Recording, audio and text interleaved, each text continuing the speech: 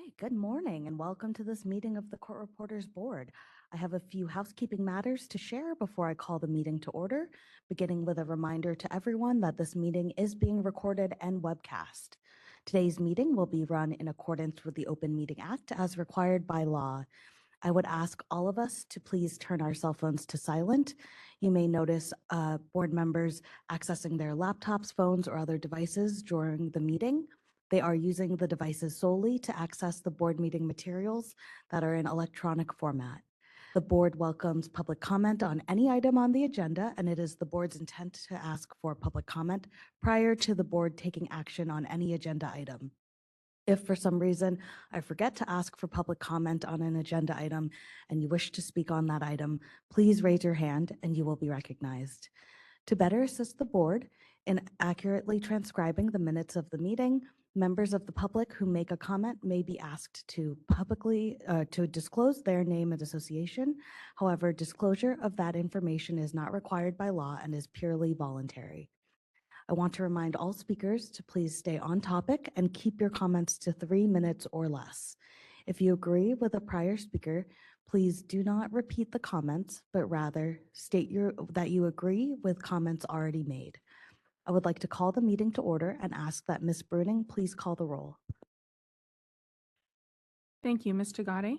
Present. Thank you, Ms. Sunkees. Present. Thank you, Ms. Brewer. Present. Thank you, Mr. Dodgenam. Present. Thank you, Mr. Manayan. Thank you, quorum reached. Thank you, Ms. Bruning. Before we we'll start with agenda item number 1, public comment for items not on the agenda. Before we invite speakers to begin, I would ask individuals making comments to not discuss pending complaints, pending applications, or pending disciplinary actions that may come before the board for a decision. Such discussions are considered ex parte communications as they could provide information to the board members that is outside of the record, which is in violation of the Administrative Procedure Act. Therefore, such discussions could create a conflict and lead to a board decision being challenged in Superior Court. The board can receive comments regarding the board's processes in general, but it cannot receive comments on specific case circumstances where the decision is still pending. Board staff is available to speak with you about any pending matter. In addition, the board would ask that the public address the board as a whole and not individual board members. Please be aware that public comment during this agenda item should provide information to the board members and is not a discussion between board members and the public. The only action board members can take is to listen to comment and decide whether they want a future agenda item on the topic. No other action can be taken on an item at this meeting. Though this may seem at times like the board members are not being responsive, following these guidelines is critical to ensure the rules of the Open Meeting Act are followed to avoid compromising the speaker's goals or the board's mission. With that, is there anyone wishing to offer public comment? Seeing none in the room, moderator, could you open for public comment, please, on WebEx? Certainly. If anyone would like to make a public comment on an item that is not already on the agenda, you may look for the hand icon and click that to raise your hand, or you may look for the question mark icon and click that, type the word comment into the text box, and then click send. Each person will have 3 minutes to speak. You'll get a 30-second warning. We ask people not to comment more than once on any given agenda topic. Thank you very much. Are there any requests for a comment on any item not on the agenda?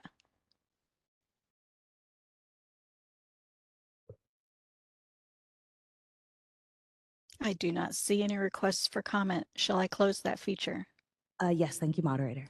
You're welcome. Okay, moving on to agenda item 2, approval of meeting minutes. That is the April 4, 2024 meeting minutes. Are there any additions or corrections to the minutes from our board members? I'm looking to WebEx. Okay. Seeing no additions or corrections, may I have a motion to approve these as submitted? Motion from Ms. Brewer and a second from Mr. Dodgenam. Anyone from the public who wishes to comment on the minutes? Seeing none in the room, moderator, could you open up the WebEx for public comment? Certainly. If anyone has any comment on the minutes, you may look for the hand icon and click that to raise your hand, or you may look for the question mark icon, click that, type the word comment in the text box and click send. Each speaker will have 3 minutes with a 30-second warning. Are there any comments on the minutes? I do not see any requests for comment. Shall I close that feature? Yes, thank you. You're welcome. Okay, Ms. Bruning, would you please call the roll on this item? Thank you, Madam Chair. Ms. Brewer? Aye. Thank you, Mr. Dodgenam. Aye. Thank you, Mr. Manayan. Aye. Thank you, Ms. Sunkis. Aye. Thank you, Ms. Tagade. Aye. Thank you. Motion carries. Thank you, Ms. Bruning. Turning to our next agenda item, item 3, Department of Consumer Affairs. I would like to welcome Karina Moreno from the Department of Consumer Affairs, who will be presenting to the board with an update.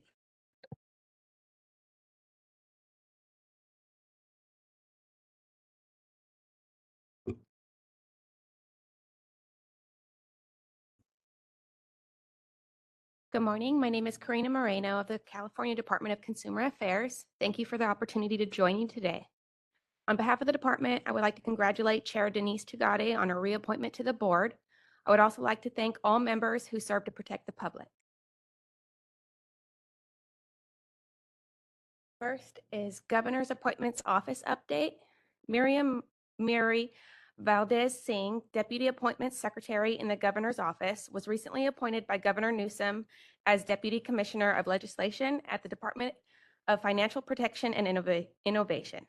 Myri worked very close with the Business Consumer Services and Housing Agency, DCA boards and bureaus on appointing and reappointing board and advisory committee members. Her last day with the appointments unit was July 5th. During this transition, please continue to work with board and bureau relations on any of your appointment needs. We already miss working with Myri and we wish her well in her new role. Next is new board member training required by August 30th.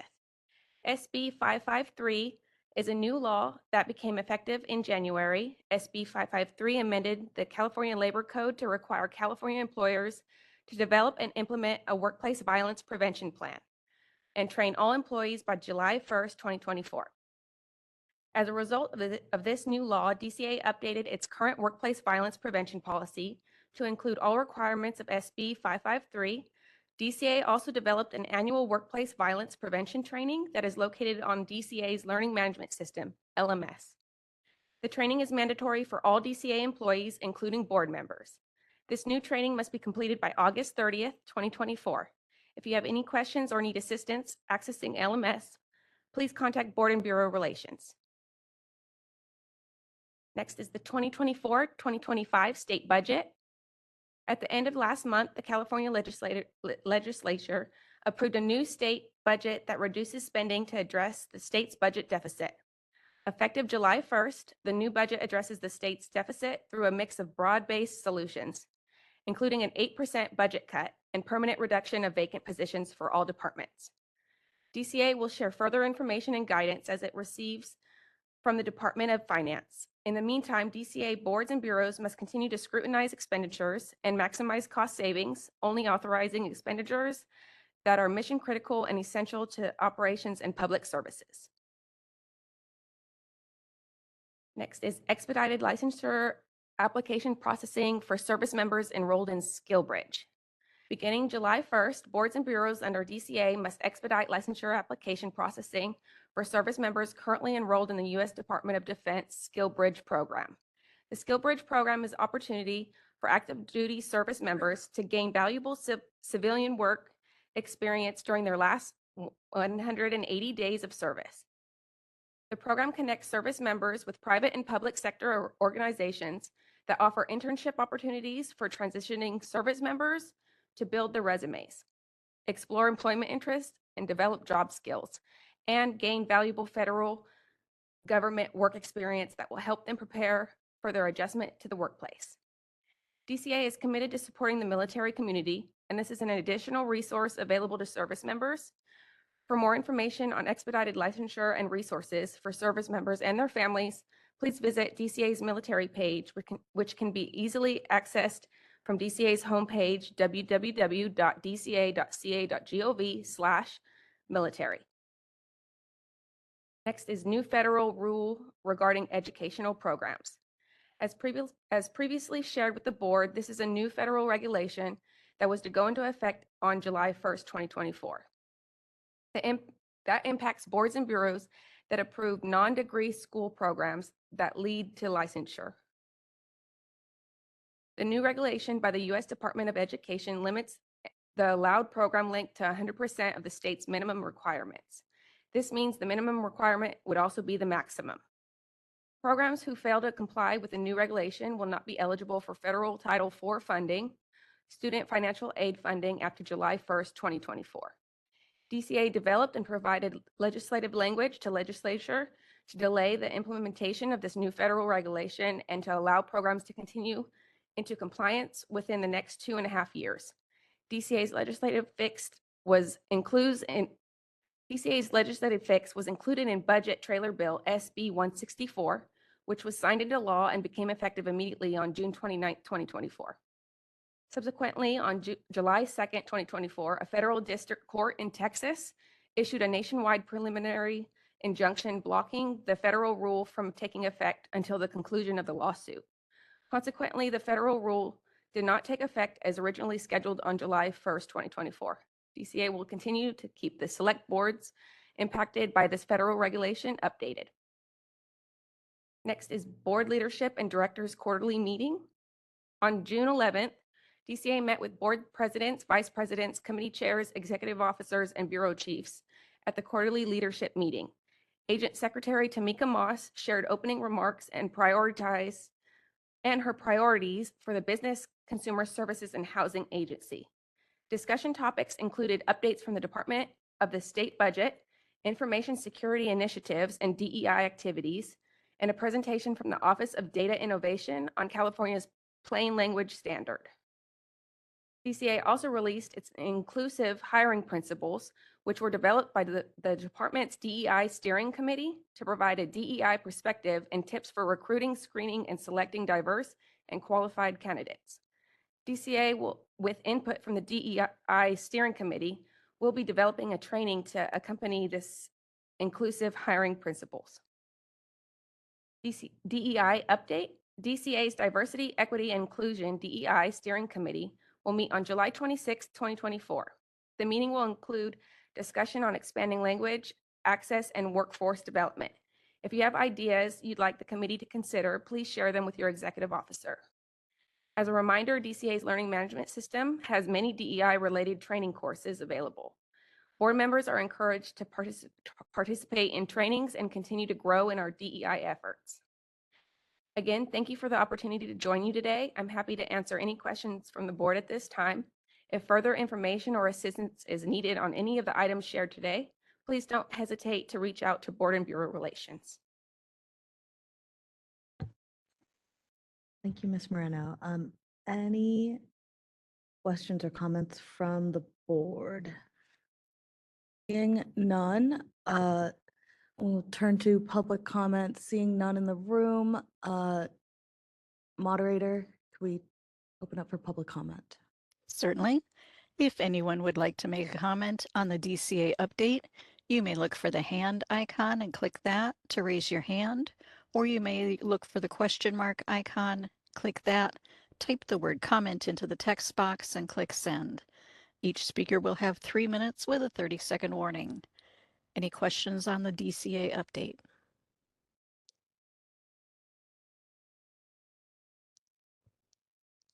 I do not see any requests for comment. Shall I close that feature?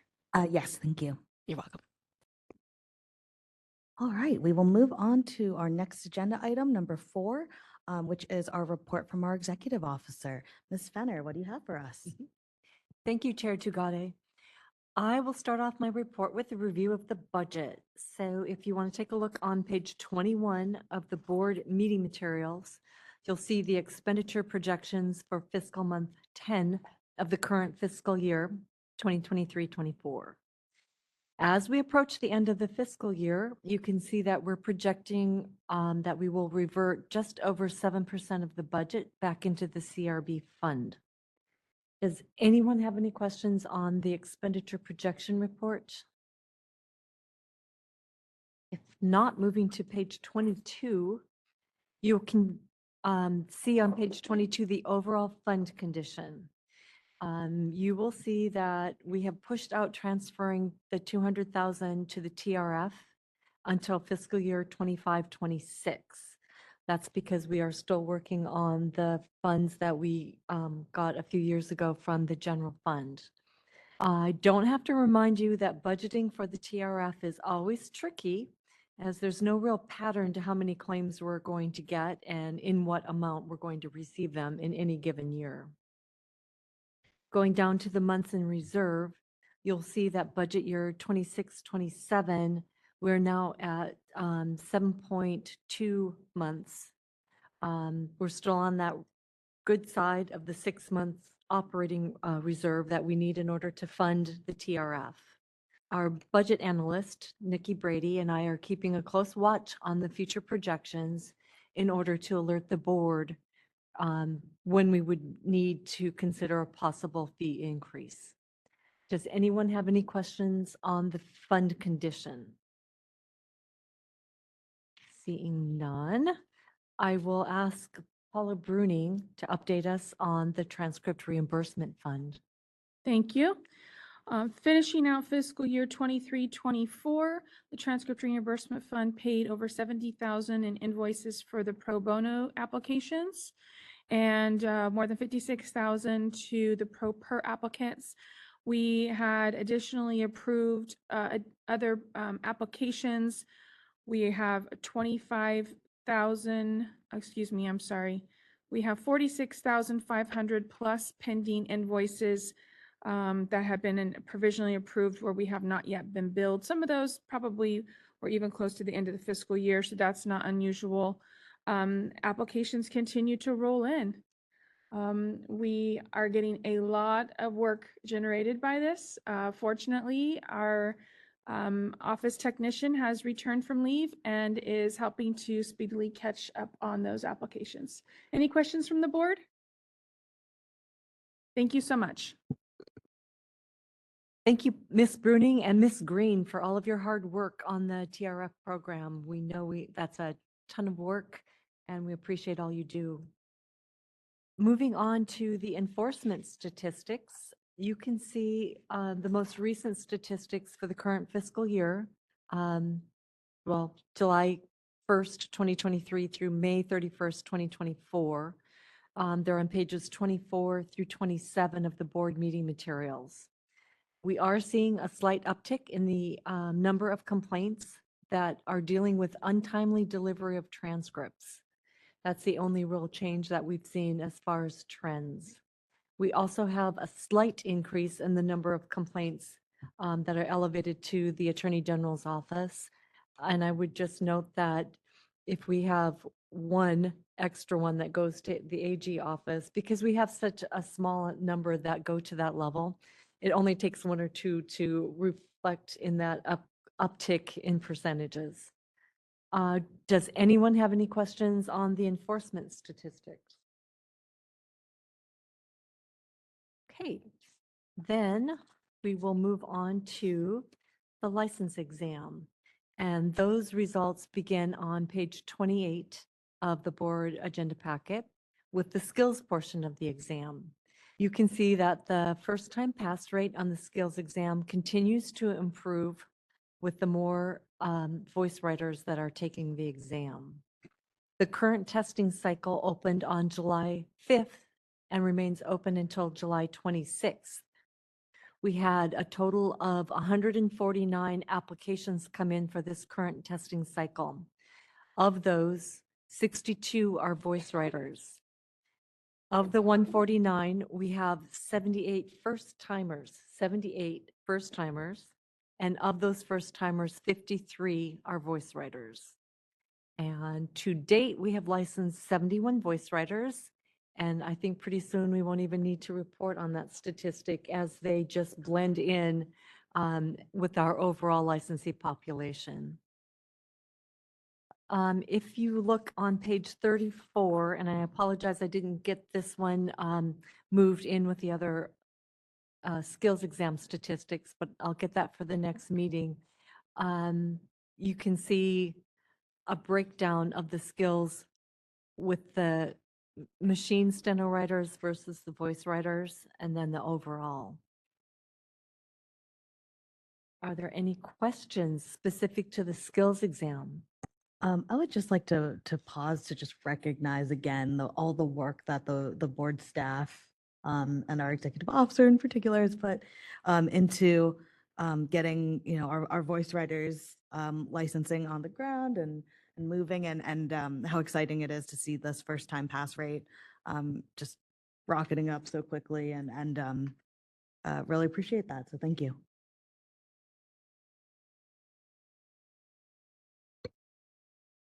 I would like to just add to that, as you look at the numbers, we have both on whether it's on pass rates or number of applicants, we are over double the number of applicants and number of folks passing that we had at the same time last year, which is a huge achievement. In some cases, it's almost 3 times, which is really exciting. I did have one question I wanted to ask the staff, just anecdotally, because I think it's just too early to pull it from the data. It looks like our numbers versus the previous period, which there may be some seasonality in that, but versus the previous period, we're about flat.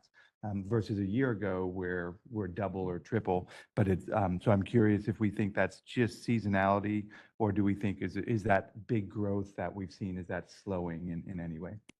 I personally don't think that it's slowing, and I'm basing that on the contact that I have with the schools, with the court reporting programs, and they continue to have waiting lists, more than one. There are several that are trying to hire additional instructors so that they can expand their programs and accommodate that waiting list. So clearly the schools fund, you know, they're funneling those successful candidates into the licensing exam. So as long as that remains robust, I think we can see that come in. We might see, you know, slight downturns here and there, but I am expecting that increase to continue. Fantastic. Thanks. Yes, Ms. Brewer. I just also wanted to convey my thanks to staff and actually to our other board members for making this a priority and getting it done. I mean, this is huge for our profession and for the consumers, the consumer litigants and attorneys in the state, and it's great to see. If I could just add one anecdotal story I would like to share that came out of the advisory board meeting for the College of Marin. And they had one of their alumna come to talk with the advisory board. And she was a voice writer that was employed with, I believe it was San Francisco County Court. And she said that there's a lot of interest in her equipment and, you know, oh, you're the court reporter, you're a voice writer. And she said that she really looks forward to the day when she can just come into the courtroom and they say, oh, you're the court reporter, not you're the voice writer. But she said she can see it coming. She's already seeing a difference in how people are interacting with her. And I just found that very positive and wanted to share it with the board.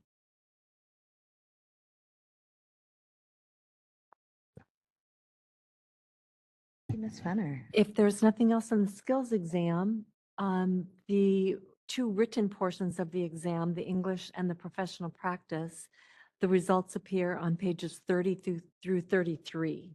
And I'm happy to answer any questions on the written exams if anyone has any. And if not, the final piece of my presentation is the business modernization. And we actually have an update from Jason Piccioni, who is our Deputy Director for the Office of Information Services. He was unfortunately unavailable for today, but he wanted me to pass along these comments to the board. The latest phase of the board's business modernization efforts landed on July 2nd, 2024, with new live applications and functions.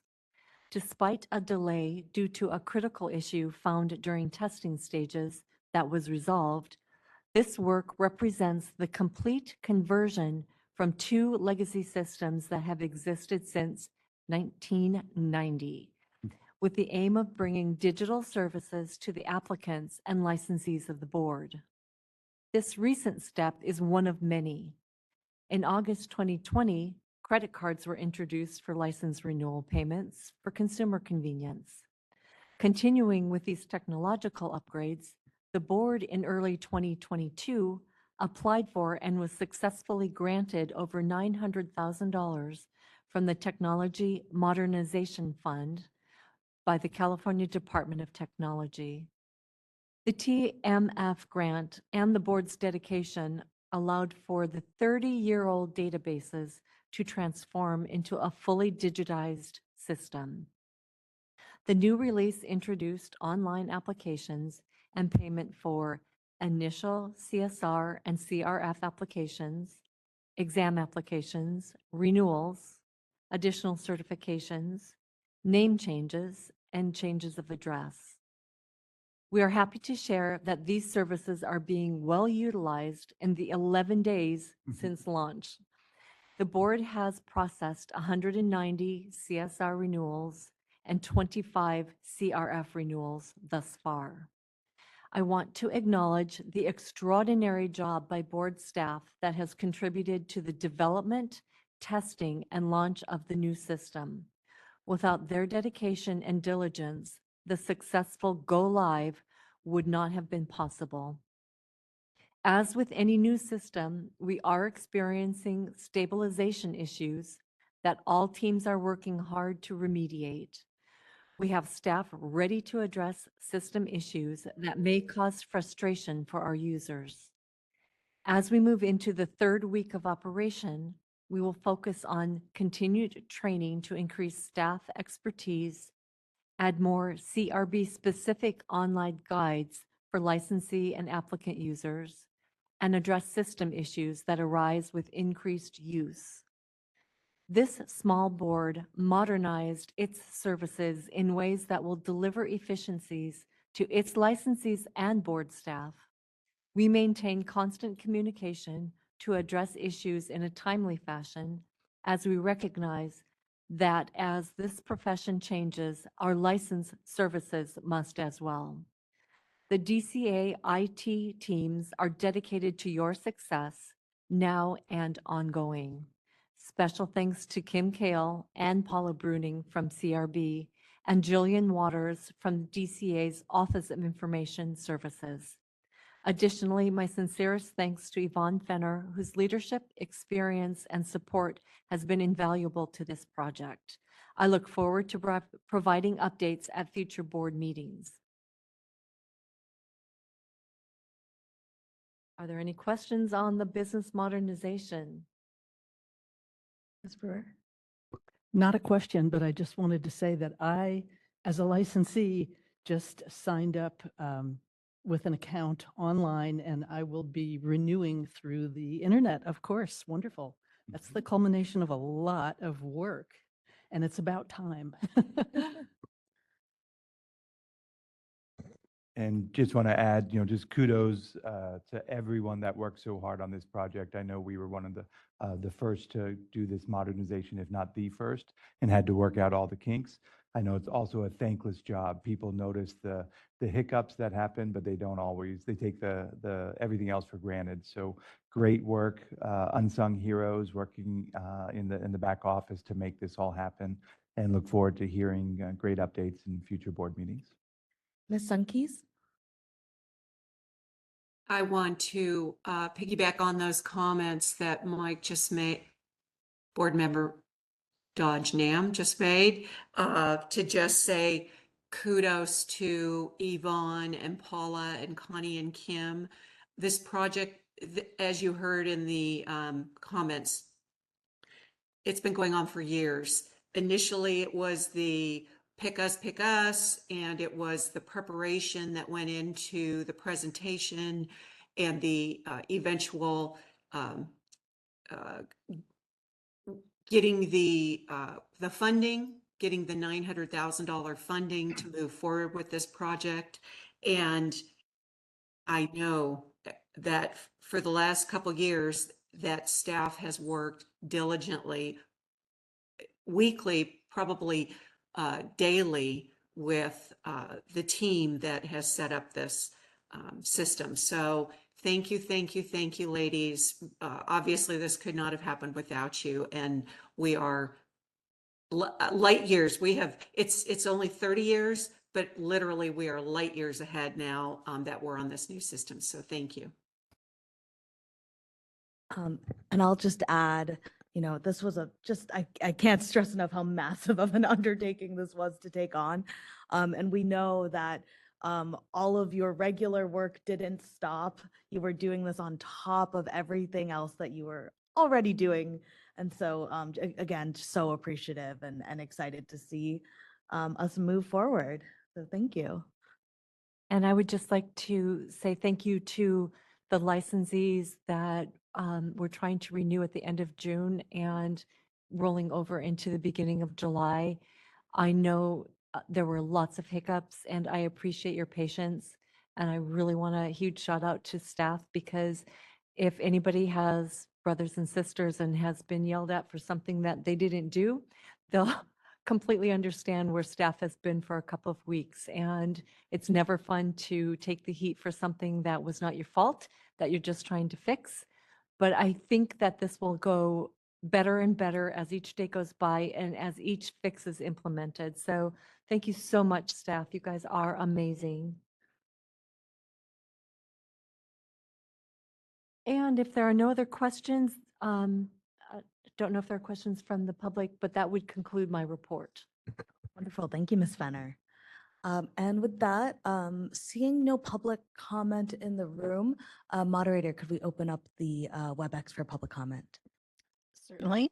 If anyone has any comment on the executive officer report, you may look for the hand icon and click that to raise your hand, or you may look for the question mark icon, click that, type the word comment in the text box and click send.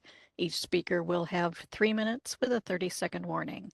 Are there any comments on the executive officer report?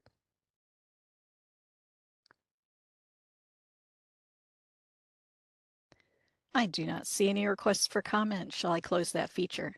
Yes, please. Thank you. You're welcome. All right, we will move on to agenda item number 5, legislation. Ms. Fenner, would you present this item for us? Thank you, Chair. On page 35 of the board meeting materials, you'll find a list of the bills that we are continuing to follow. AB 2269 by Assemblyperson Flora, changes board member qualifications for board members who have or have had a relationship with a licensee of the board, a licensee board member. So this bill doesn't affect the CRB, since we don't have that situation in our current makeup. Moving to AB 2862, this bill would require all boards to give priority to African-American applicants seeking a license. We do have a concern about the definition of priority, but as a practical matter for our particular board, license applications are processed within 2 days as a matter of course. So it would have no practical effect on the court reporters board. I was going to ask the board if they wanted to take a position. However, I found in going over the board book that I had made a mistake. In the board book, it is noticed as informational only. So if the board has comments, I think it would be good to discuss it. I can share the feedback with the author's office if there's anything that needs to go to that level, but unfortunately, you wouldn't be able to take an official position. Does anybody wish to discuss that particular bill? If not, I can move on. And Ms. Fenner, that bill is was hold is my understanding. And so it's not moving forward. Is that correct? So at the hearing, it was actually heard on the same day as our sunset bill.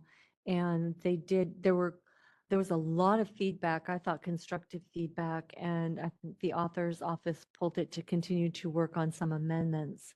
So I'm not sure if it will get out this particular session. I'm sure they will work on it. And if we don't see more on it from this session, I'm sure it'll come in next year. Okay, thank you. Moving on to AB 3013. This bill establishes a remote court reporting pilot project in 11 counties across the state. So they're assuming minimum technology requirements are met, and staff believes this would be a great pathway to increasing the number of court reporters available to cover court proceedings. I don't know if the board wishes to discuss this bill.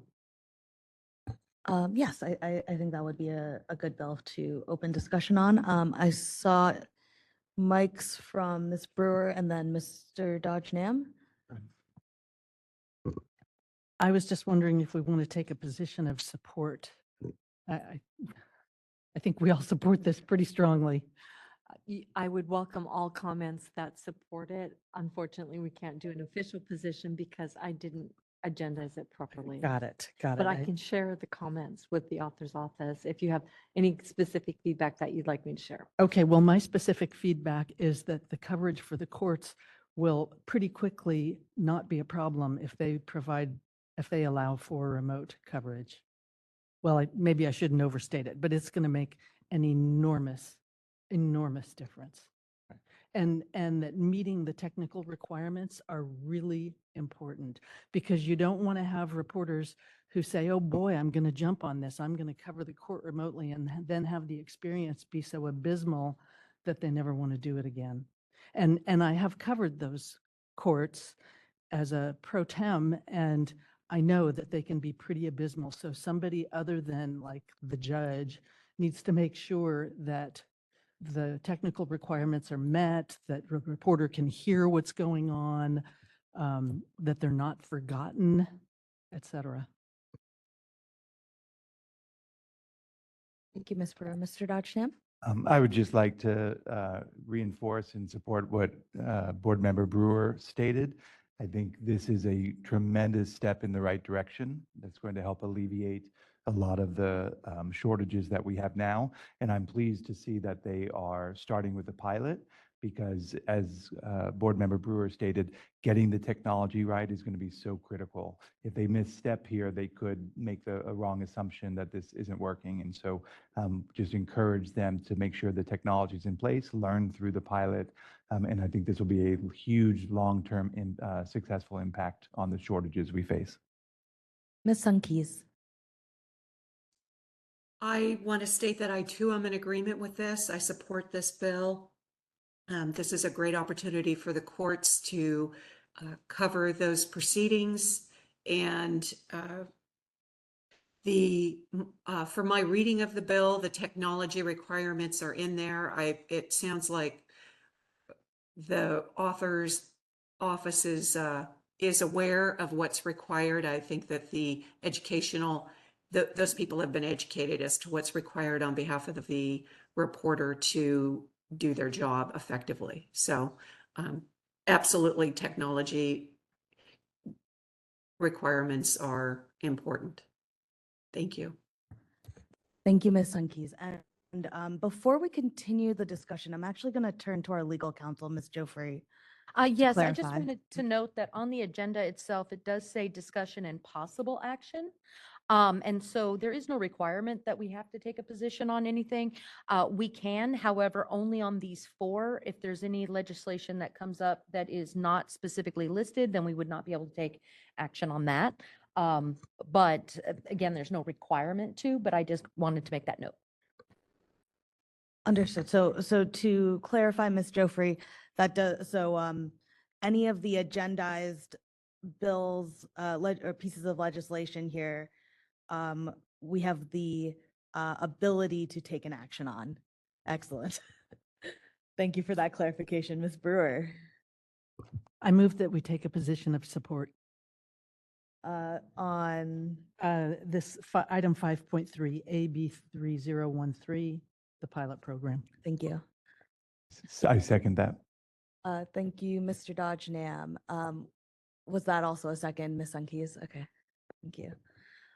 Any further discussion from the board before we turn it over to public comment? Seeing none. Moderator, could you please open, actually seeing none in the room. Moderator, could you please open the WebEx for public comment?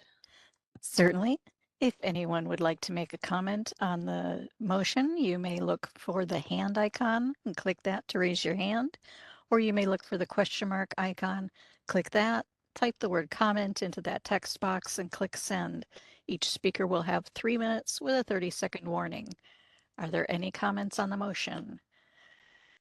We do have a request for comment from someone logged into WebEx as Michelle Caldwell. Michelle, I'm going to send you a request to unmute your microphone.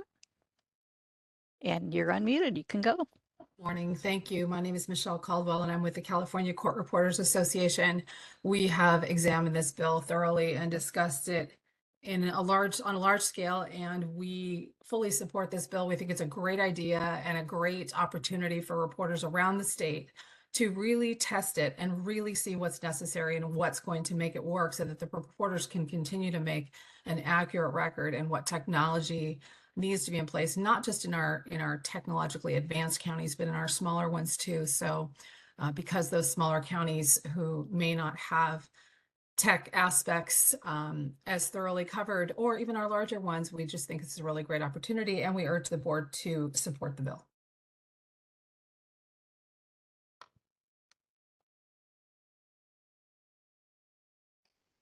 And this is the moderator. I do not see any further requests for comment. Shall I close that feature? Yes, please. Thank you. You're welcome. And thank you to our speaker for sharing their public comment. With that, Ms. Bruning, would you take the roll? Thank you, Ms. Brewer. Aye. Thank you, Mr. Dodge Nam. Aye. Thank you, Mr. Manayan. Aye. Thank you, Ms. Sunkis. Aye. Thank you, Ms. Tagade. Aye. Thank you. Motion carries. Ms. Bruning. With that, I think we'll turn back to Ms. Fenner for additional pieces of legislation. I'm just going to mention that the final bill is AB 3252, co-authored by Berman and Ashby. It's our sunset bill, and we're going to be talking about that more specifically in agenda item number 9. So I'll ask the board to save their comments for then, and that would conclude my report on legislation, Madam Chair. Wonderful. Turning to the board one last time and seeing no questions or comments from the board, we will take public comment one more time on legislative items. Seeing none in the room, moderator, would you please open up public comment? Certainly. If anyone has any comment on any of the legislative items, you may look for the hand icon and click that to raise your hand. You may look for the question mark icon, click that, type the word comment into the text box and click send. Each speaker will have 3 minutes with a 30-second warning. Are there any requests to comment on any of the legislative items?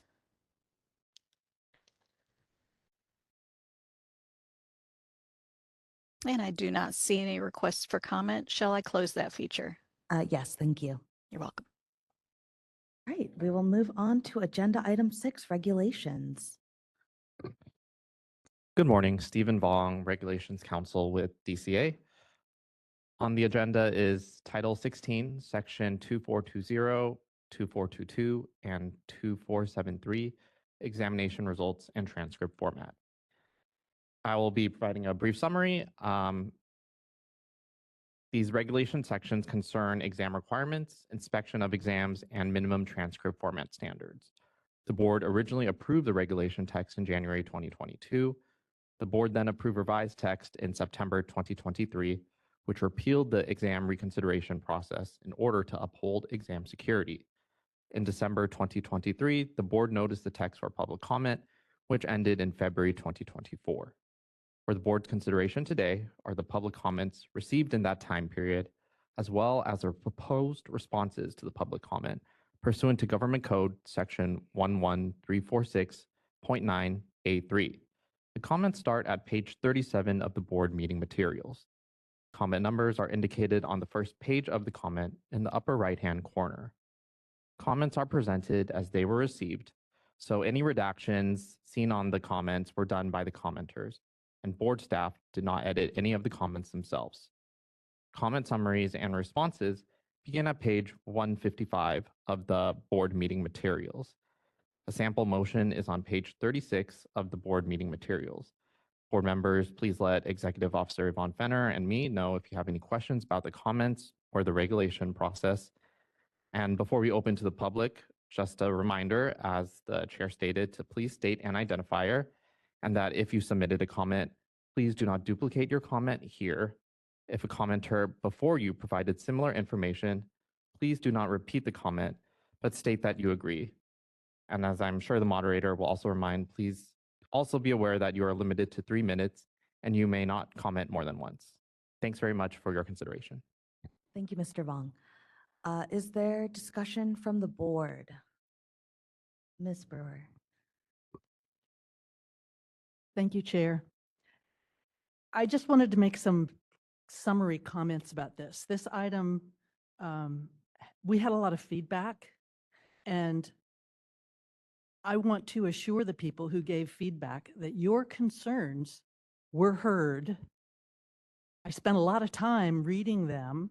I actually did a little bit of research myself on the side about what appeal outcomes were for other tests.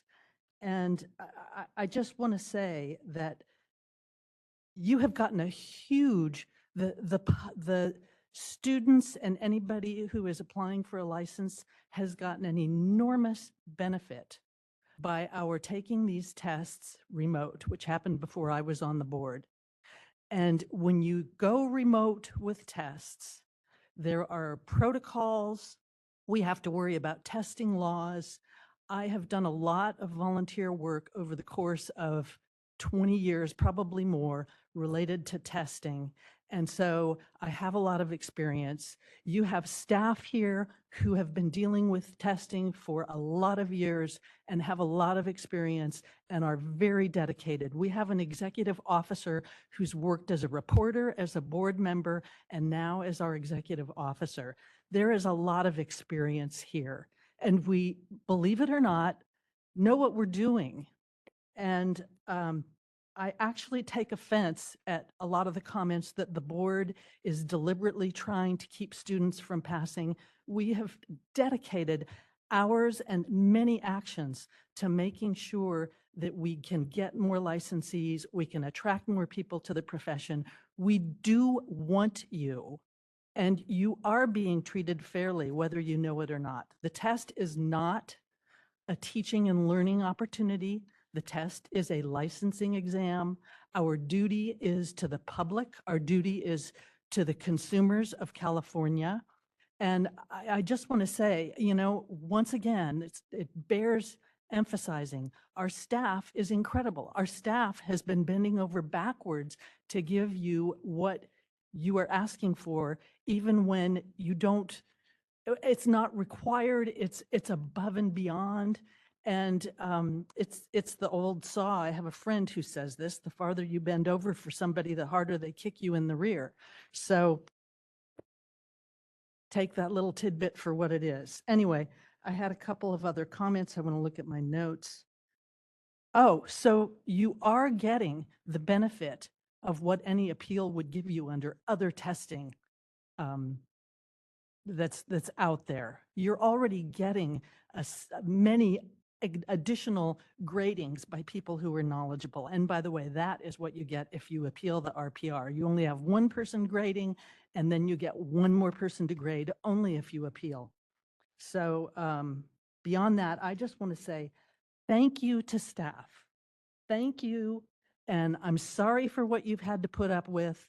I'm sorry for how you've gone above and beyond and people have not appreciated it and actually been accusatory. So I'll wrap my comments there.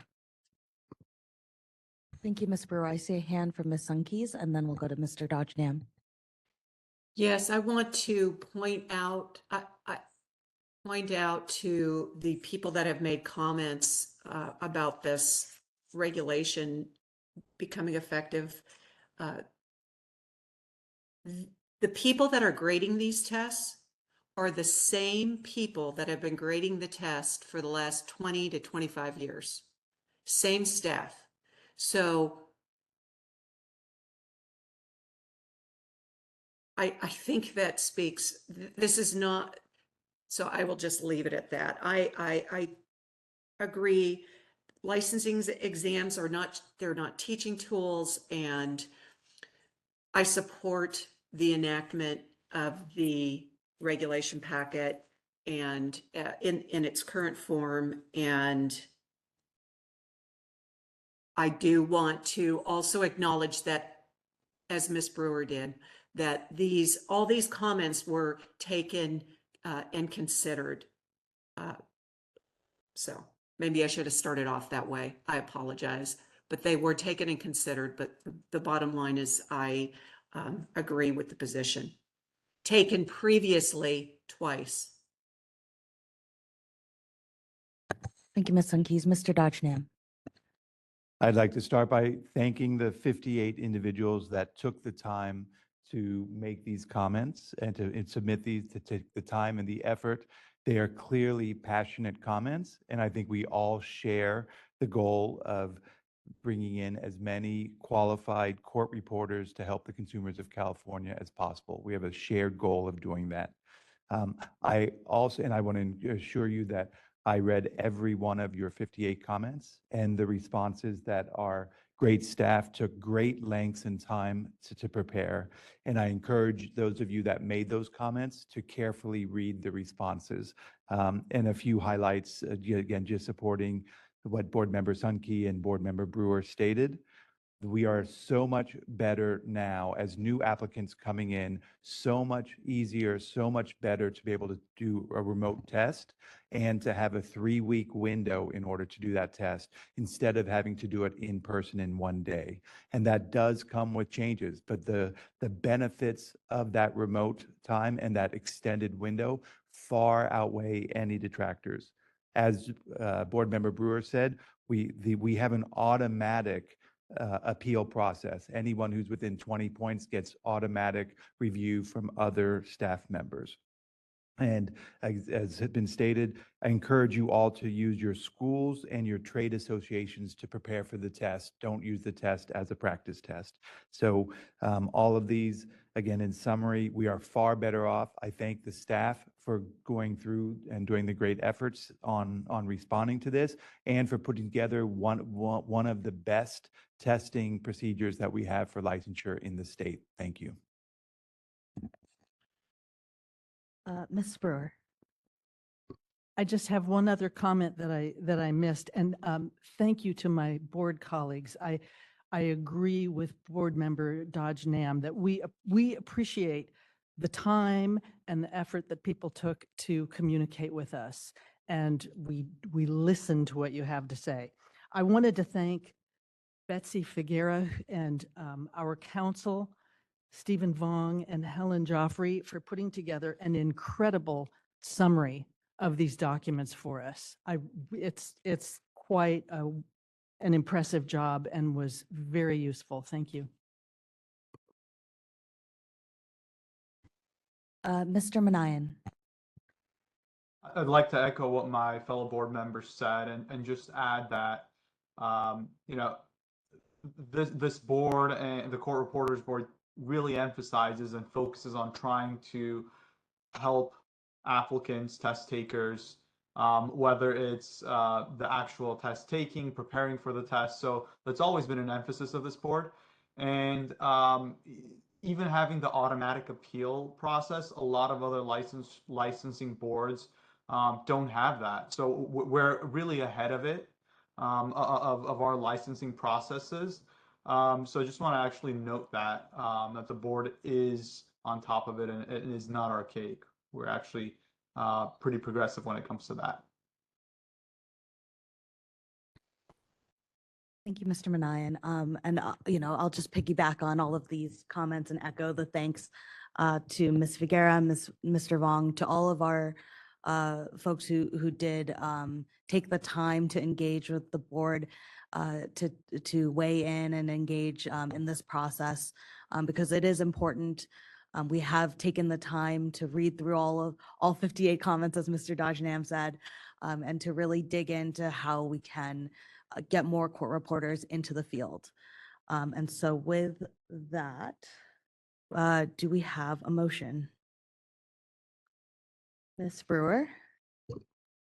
I move to direct, wait, I think I had the wrong thing. No, I move to direct staff to decline the requests in the adverse comments, approve the proposed responses to the comments as indicated in the meeting materials, direct staff to use proposed responses for completing the regulatory process, direct staff to take all steps necessary to complete the rulemaking process, authorize the executive officer to make any technical or non-substantive changes to the proposed regulations, and adopt the proposed regulations either as described in the proposed text or with any potential amendments if no relevant adverse comments are received within a modified text comment period, if necessary. I'll Thank you, Ms. second that Brewer. motion. Thank you. Second from Mr. Manayan. Do we have, we do not have public comment in the room. Do we have public comment on WebEx? This is the moderator. If you would like to make a comment on the motion, you may look for the hand icon, click that to raise your hand, or you may look for the question mark icon, click that, type the word comment into the text box and click send. Each speaker will have 3 minutes with a 30-second warning, and we ask speakers to speak only once on this topic. Are there any public comments?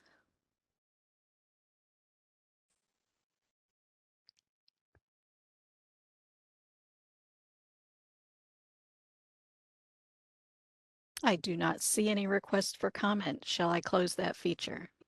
Yes, thank you, moderator.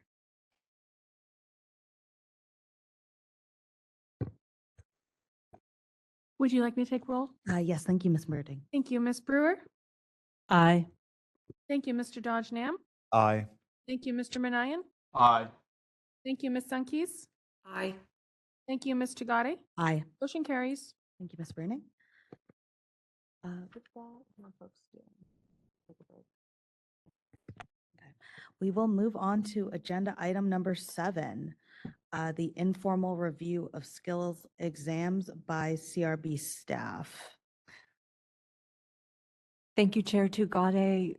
Since the skills exam has gone online and the candidates no longer have access to their exams, upon request, the Court Reporting Board's licensed staff has been doing an informal review of the skills exam and giving the unsuccessful candidate general feedback on where mistakes were made. In light of the board's position that the license exam is not a practice test, it seems like this practice should be discontinued. In the alternative, it should be codified in regulation. And I'm happy to answer any questions from the board or the public about this issue.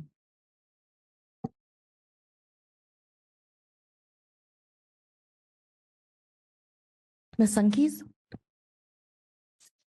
Yes, I don't have a question. Actually, I've got a comment. I think that we should discontinue this process.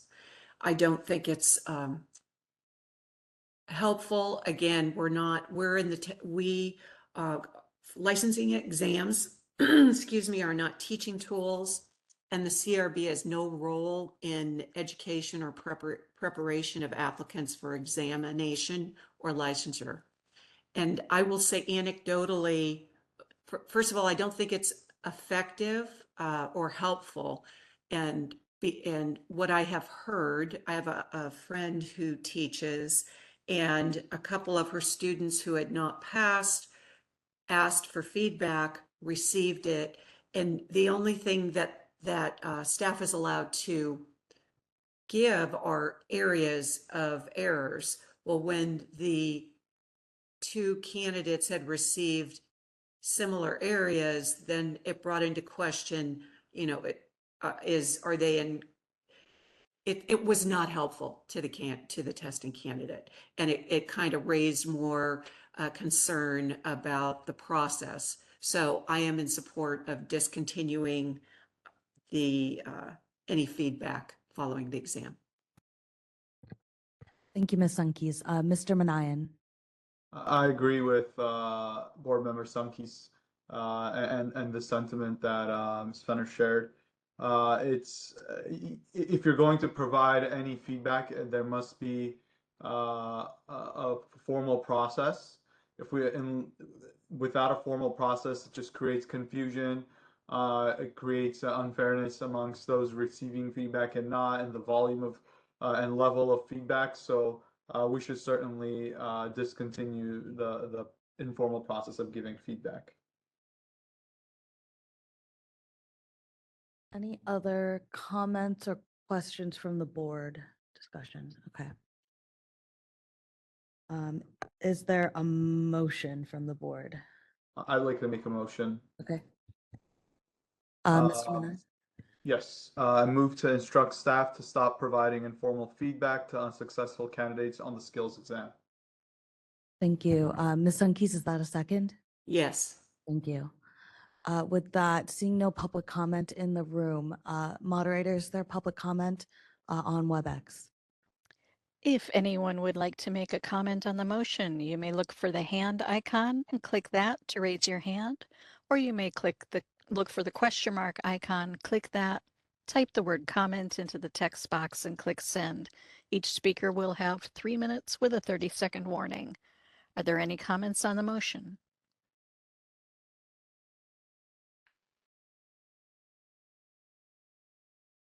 I do not see any requests for comment. Shall I close that feature? Yes, thank you. You're welcome. Ms. Burning, would you call the roll? Thank you, Ms. Brewer. Aye.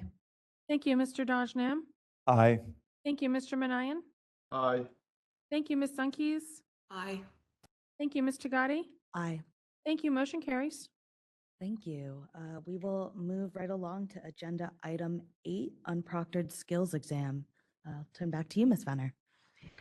Thank you, Chair Tugade. At the beginning of this year, the National Court Reporters Association began to administer their skills exams without the presence of a live proctor during the testing. The board has received a request to discuss this topic and consider moving to an unproctored skills exam testing format as well.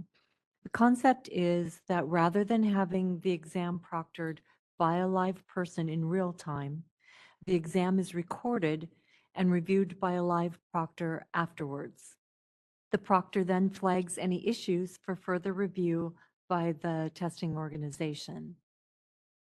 The benefits to the student include increased scheduling flexibility as they no longer need the 72 hours advance notice for a live proctor. It removes any additional stress that might be caused by a proctor logging in late. It eliminates some of the technical difficulties that sometimes arise with the addition of a live proctor and their software logging onto the candidate's computer as well. The benefit to the exam organization, us, it would hopefully result in fewer incident reports. If the board can be assured of test security and wishes to move in this direction, then regulations would have to be developed for what would constitute an automatic failure condition. For instance, right now, if the candidate leaned over to pick up something from the floor, I don't know what they would drop, but if they moved out of the camera range for a short time, the proctor is there and could say, "What are you doing?" And the candidate could respond, and the live proctor would still create an incident report, and we would take a look at it. We, the Court Reporters Board, would take a look at it, but you have a chance to address it right away. If we're going to be looking at something afterwards, staff would want to have very specific guidelines or rules, regulations on what would constitute a fail. So if the candidate moved out of that camera range, would it be for 5 seconds? Would it be for 30 seconds? What would that look like? So that we can be very specific before we take any failure action. So that's a brief overview. I'm happy to answer any questions. It's pretty new to us, but I have talked with a few people, so I might be able to answer questions. Mr. Dodgenham. I don't have any questions, but I just have a comment. I think this is a very promising avenue that I'm excited for us to pursue in the future. However, I do agree with our chairman, that our director, that this is such a new process. I'd rather take the learnings that NCRA from their experience and their testing of it. Inevitably, there are going to be some adaptations and revisions that they make from the learnings they have. And as we pursue what will likely be an onerous regulation process, I'd rather take those learnings into effect. So I'd like to say, hey, I'm excited about this. I think there's huge potential, but I'd like to learn more from the results of the NCRA efforts. Ms. Sunkeys.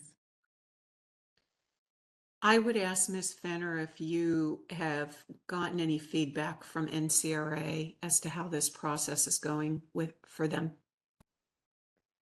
I did actually have a chance to speak with Amy Davidson at NCRA. She was able to connect up with me on a pretty last minute basis, and I really thank her for her time. She was very candid with her comments. All of the benefits that I listed out for the candidates really came from her responses, and from Real-Time Coach, who also had, similar comments about how it streamlines the process, makes it easier. Anything that will alleviate stress from the candidates, obviously, the testing organizations are in favor of, because we all recognize that court reporting is a difficult skill.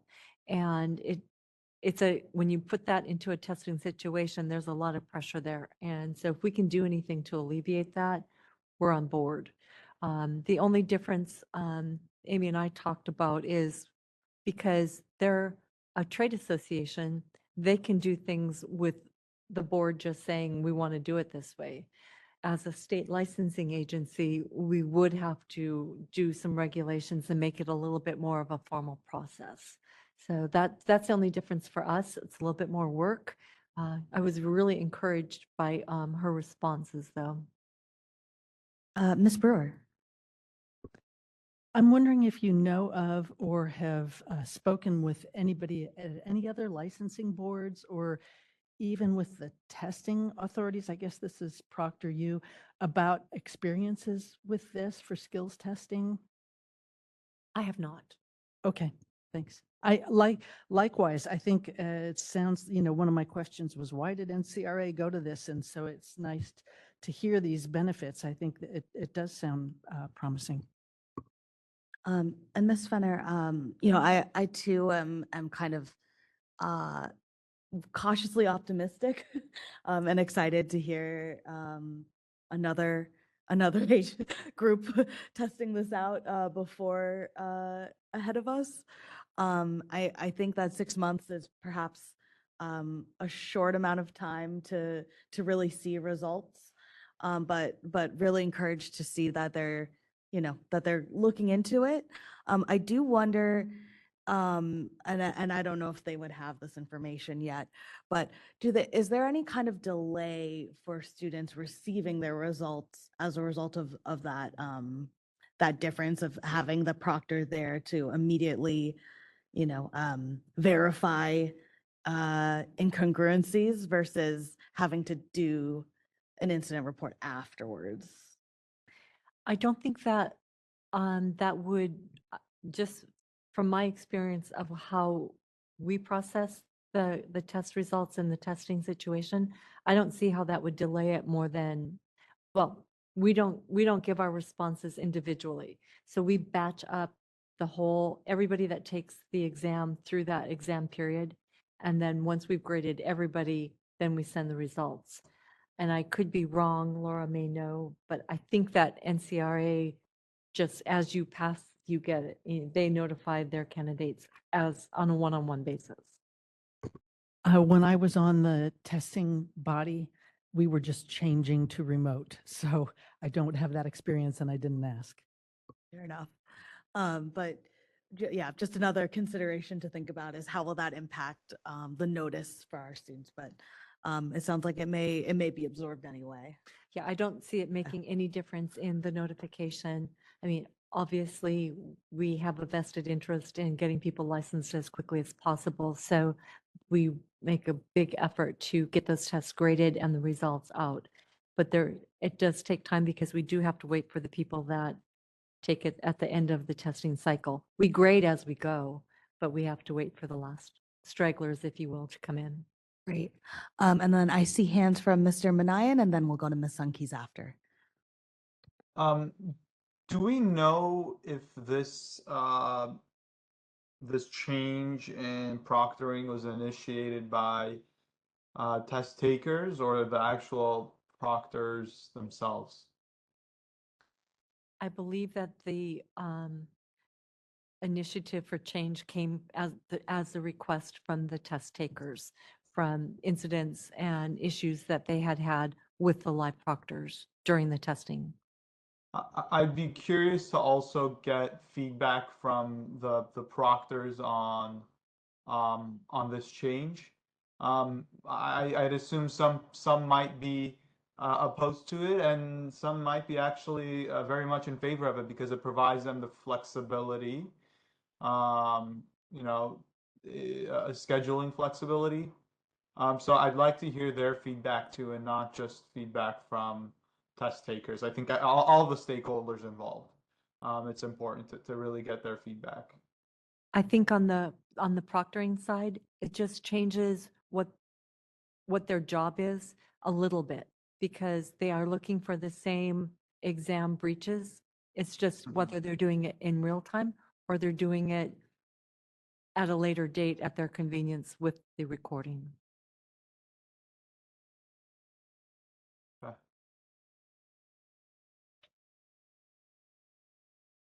Ms. Sunkis?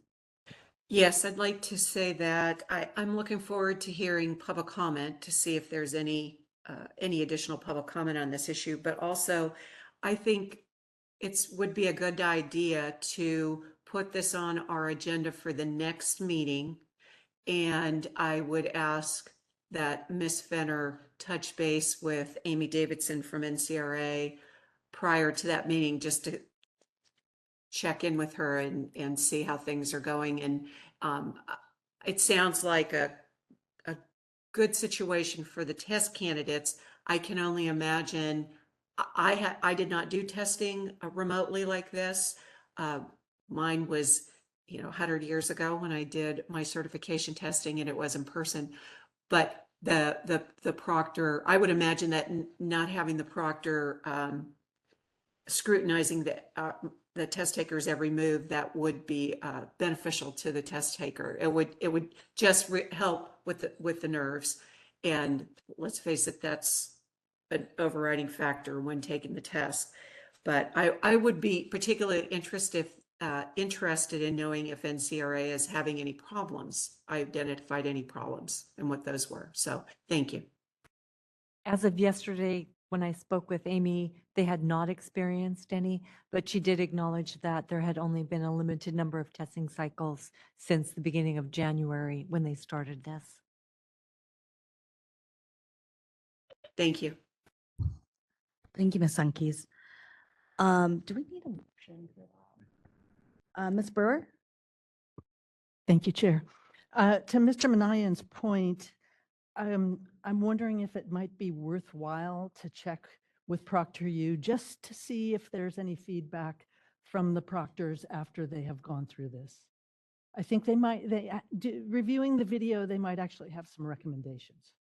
I definitely will add that to my list to bring back at the next meeting. Great, thanks.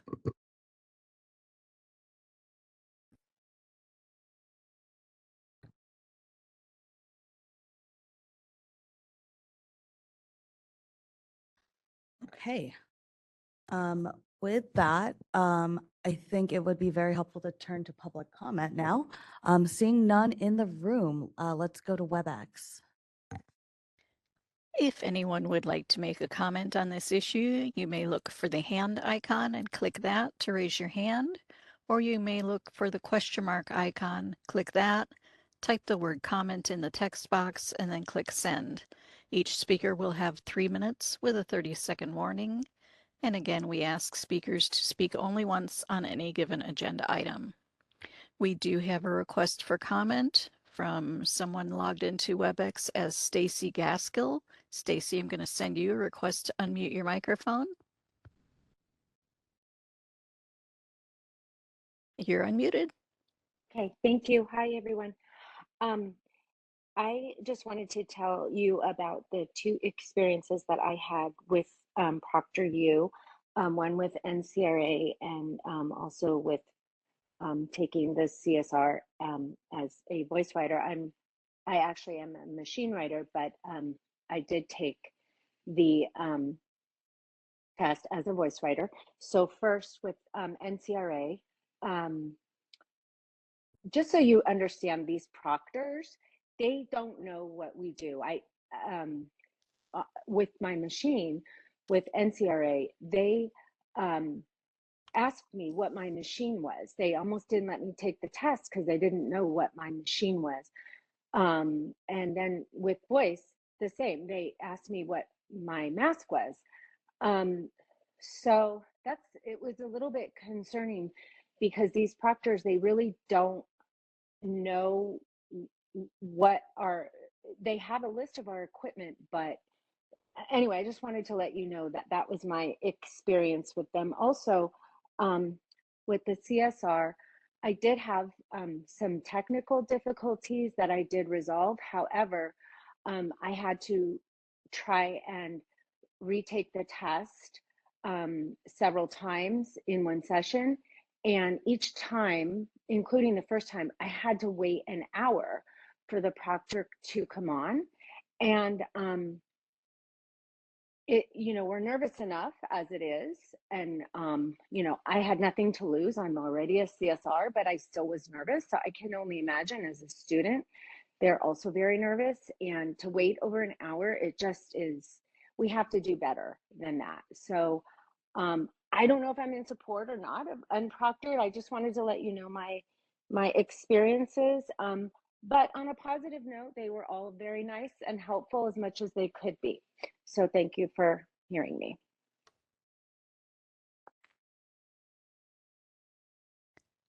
And our next request for comment is from someone logged into WebEx as Trina Cox. Trina, I'm going to send you a request to unmute. And you are unmuted. Thank you. Good morning. I just wanted to give a few anecdotal stories from students that I personally have worked with. So these aren't third and fourth generation. The proctors tend to be a bit disruptive, and that gets the candidate very nervous. The experiences I had, one student was almost disqualified. She said, "I'm disconnecting you because you have a dictionary and that's not allowed." Another one said, "You have a typewriter that's not on the list, it's not allowed." And the student, hollered and yelled and said, "Wait, wait, wait," and lifted it up and explained to her. So that mirrors the comments that were just made. I also had a student that evidently the proctor did not close their microphone, and she had to listen to cartoons playing and children talking in the background through the duration of her test. Another one, several proctors extremely late, over an hour. The students are just nervous as heck. They've blocked out a time. Sometimes they rent a conference room in a business center to take their exam, and then the proctors can't be bothered to show up on time. So it's fraught with problems. I think that doing a non-proctored test is a good move, but we also need to educate the proctors on the back end that when they see something, we would like to know if the students are going to have an opportunity to say, "No, I didn't have a typewriter," that this proctor is now reporting to you afterwards, "It was my steno machine." Thank you. That's all I have.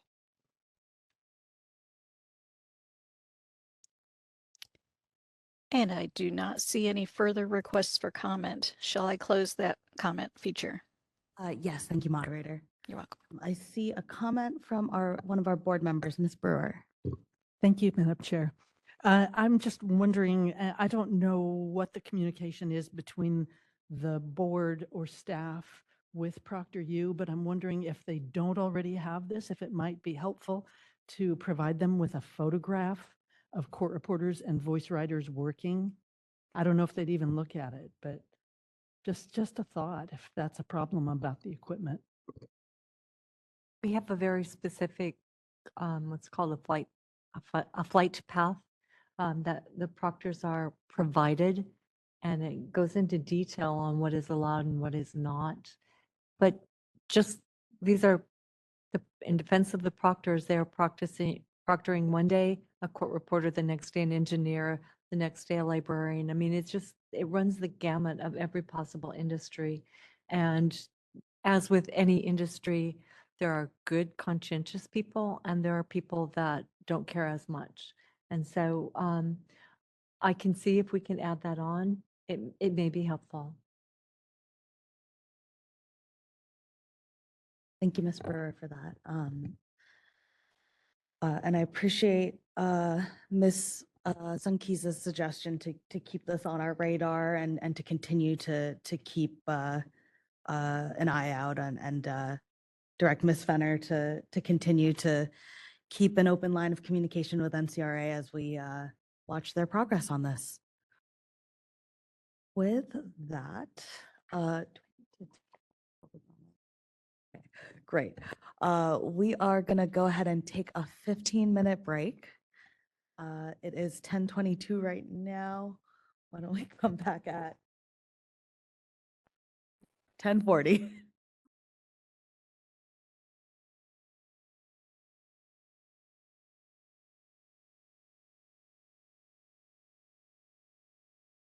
Mr. Gotti, present? Present. Thank you. Ms. Sunkis? Present. Thank you. Ms. Brewer? Present. Thank you, Mr. Dodge Nam. Present. Thank you, Mr. Manayan. Present. Quorum reestablished. Thank you. We will continue down our agenda with agenda item number 9, our Sunset Review Bill, AB 3252. Amendments to our Sunset Bill came out in late June. There were 2 amendments which the board requested in its response to the sunset questions. The first requires a CSR to state their license number at the beginning of a proceeding. The second requires a CSR to provide an email address for the public in order to facilitate transcript orders. Are there any comments by the board members? Seeing Madam Yes. Chair, if I could just add, since the board packet was put together, there was an additional amendment, and I just want to throw that out there so that the board members are considering all 3 of those amendments at the same time. The third amendment added a type of provisional licensing category called the Associate Court Reporter Trainee. Basically, anyone holding an RPR or a CVR would be eligible to work in court as an official court reporter.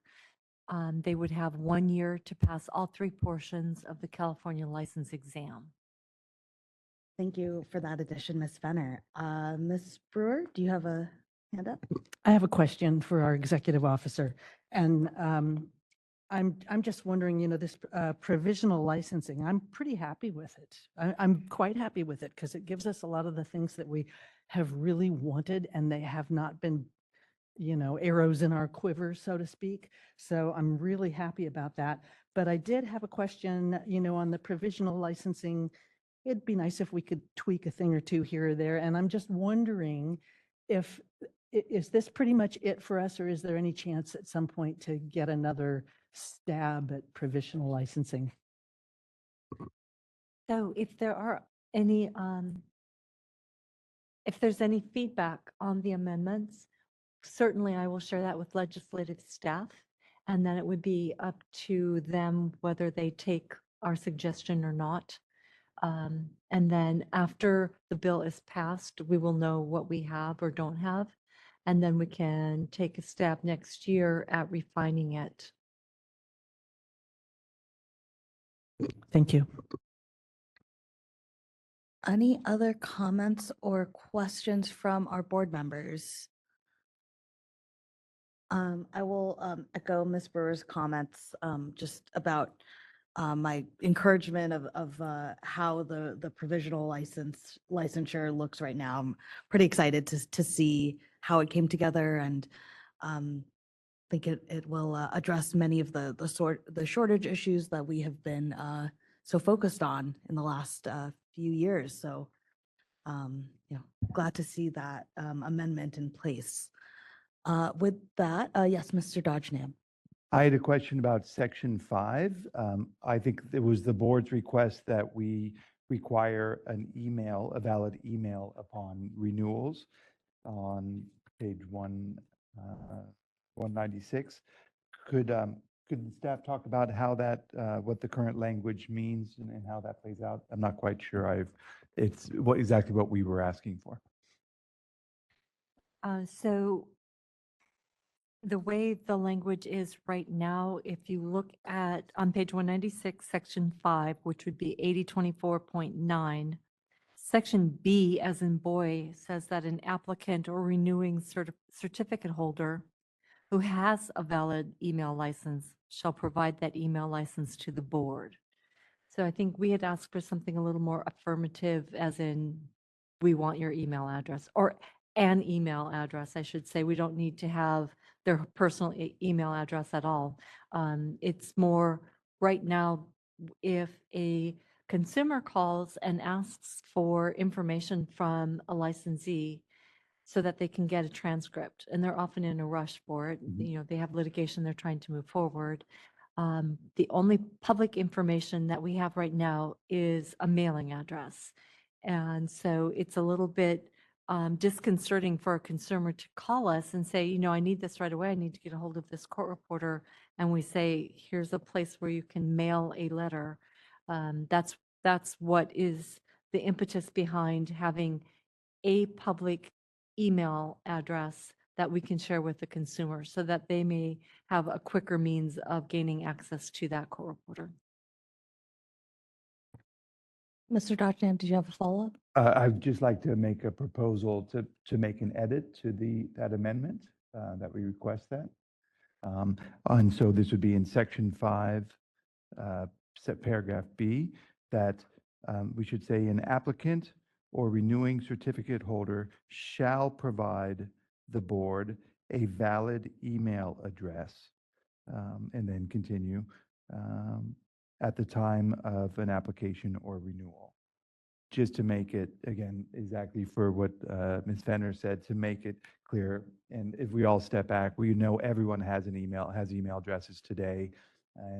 But we would, as it's written here, we would have no kind of enforcing mechanism. Someone could claim not to have a valid email, and we know that's not the case. And for all the reasons stated, we need to, in order to have quick communication, we should be providing that email address. Ms. Brewer? Thank you, Madam Chair. I just wanted to know, and I know Ms. Fenner knows this, but with the provisional license, associate trainee license added as section 5, that would be, of course, now the new section 6. Got it. So that's related to what Board Member Dodgenham just said, and that's great. I support that change too. Is that a motion? Do we need to have a second on that motion? Oh, I shouldn't have spoken then. I'll second. That's good clarification. Thank you. So we have a motion and a second. Is there further discussion on the motion? Seeing none, we'll turn to public comment. Even after the motion is taken, we can continue as a board to Oh, okay. discuss before we take public comment. Okay, fair enough. Just as long as public comment is taken before a vote. Okay, fair enough. My comment is related to another issue. Oh, sure. Go ahead, Ms. Brewer. Then in that case, we will turn to public comment on WebEx, please. Thank you. If anyone on WebEx would like to make a comment on the motion, you may look for the hand icon and click that to raise your hand, or you may look for the question mark icon, click that, type the word comment in the text box and click send. Each speaker will have 3 minutes with a 30-second warning. And we do have a request for comment from Stacy Gaskill. Stacy, I will send you a request to unmute and you'll have 3 minutes. And you're ready to go. Okay, thank you. Hi. Um, I have a question about on page 195, section 8016, where subsection B, a certified shorthand reporter shall state on the record their CSR number at the beginning of a proceeding, deposition, or other matter. I apologize, Ms. Gaskell. Yes. Because we're discussing a different motion, we Oh. unfortunately have to hold that comment. Oh, sorry. I'm so Okay. sorry, but please do hold that question because I think we would love to hear it in just a moment. Okay, I'm Okay. sorry. Thank you, I thank thought you. we were on the whole, So we're currently discussing the the oh, the amendment to email our address. amendment on email Okay. addresses. Okay, I thank you. apologize. I'll hold my comment. Okay, thank you. Uh-huh. Moderator, go ahead.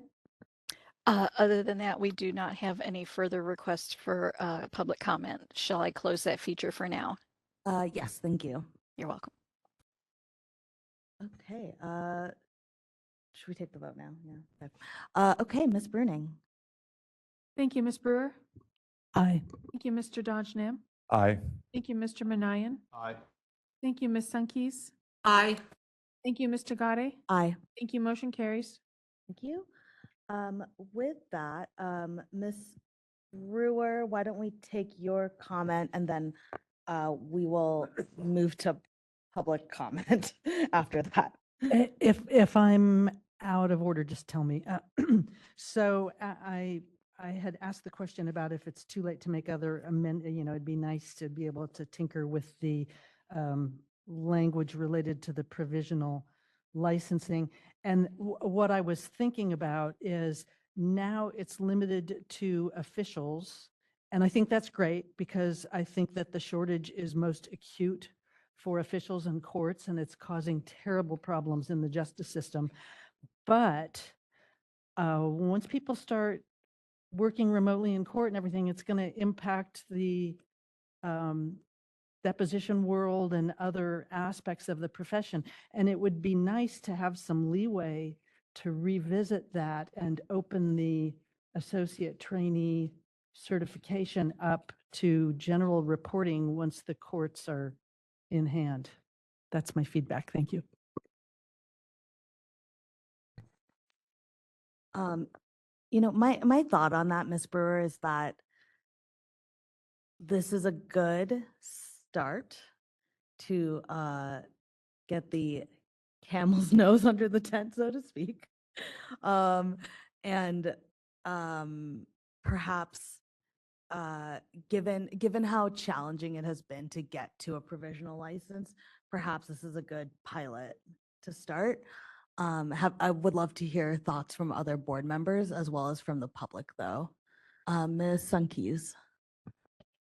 I agree with you, Chair Tagade, that this is a great start. And I think the benefit for the court to do this in court is it's built into the language of the bill to have a mentor.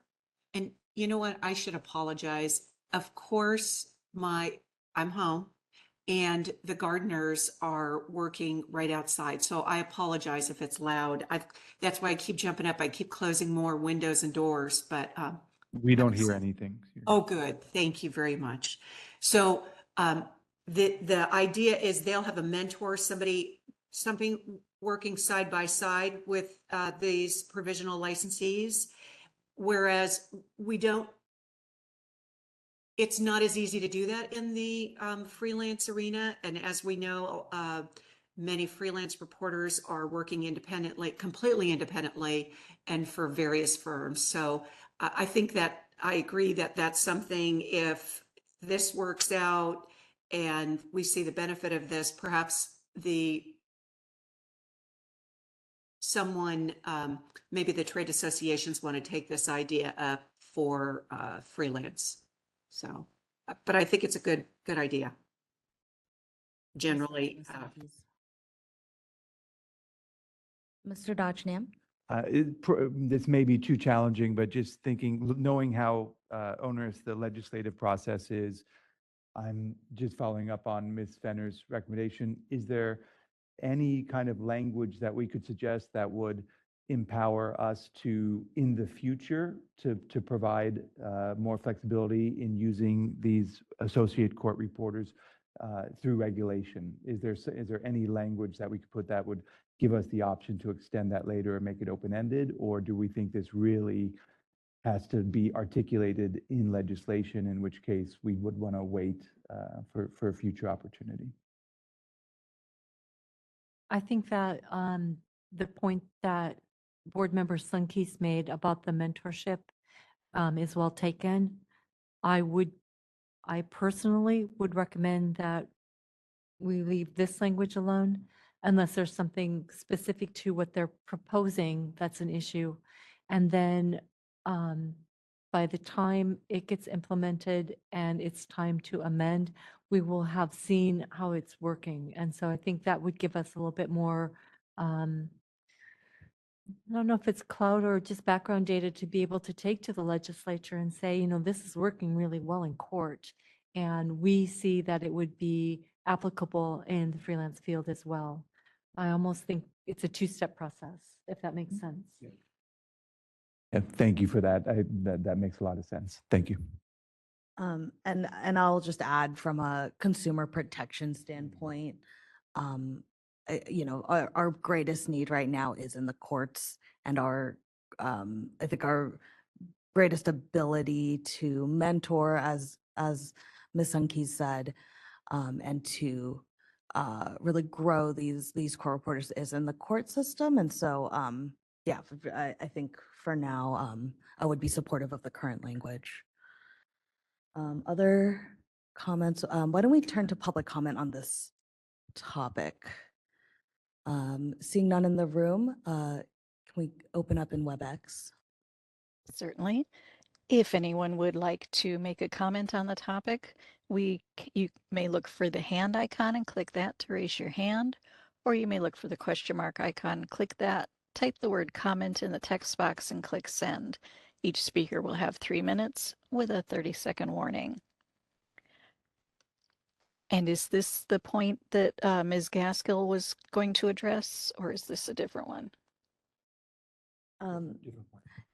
It was a different point.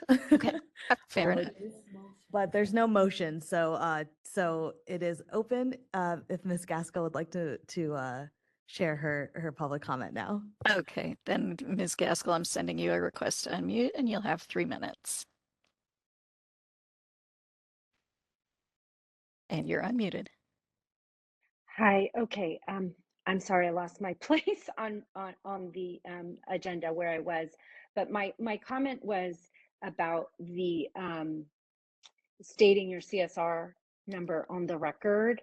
And I was just curious if that applied to official reporters and what the thought, it said 8016, that's correct. If that applied to official reporters, and if so, do we just do it once in the morning? Or I'm just curious of the thought behind that, if it applies to official reporters and how that practically looks. On a practical matter, if you are in a courtroom with the clerk and you've let the clerk know that you are the official reporter for the proceeding or for the day, or, you know, depending upon what's going on, the key point that we are trying to address is to make sure that the consumer has access to the court reporter, and they don't always know that they need to find out who that reporter is for their proceeding. So, you know, if you are a regular official in your regular courtroom, your court clerk is going to be able to help whoever's in there, as far as the litigant is concerned, to track you down. But we have so many freelancers going in for, you know, maybe one law and motion matter, and then they're out of there, and the clerk didn't find out who that is. Then I see. definitely in a situation like that, then we're going to want the reporter to say, you know, I'm here on this matter, here's my license number, whatever. Just some way for the consumer to be able to find them afterwards. Okay, but it does say that we shall state it on the record. So I think just telling the courtroom clerk that information doesn't satisfy that. So that's why I was curious what it would look like. We think that it would. We think that it would satisfy. Okay, even though it says shall state on the record their CSR number, saying it to the courtroom clerk is technically on the record. Well, it would be in the minute of the clerk. I mean, the clerk's going to have minutes for the proceeding and the court reporter is going to be clearly reflected. I think that's a record and you're on the record.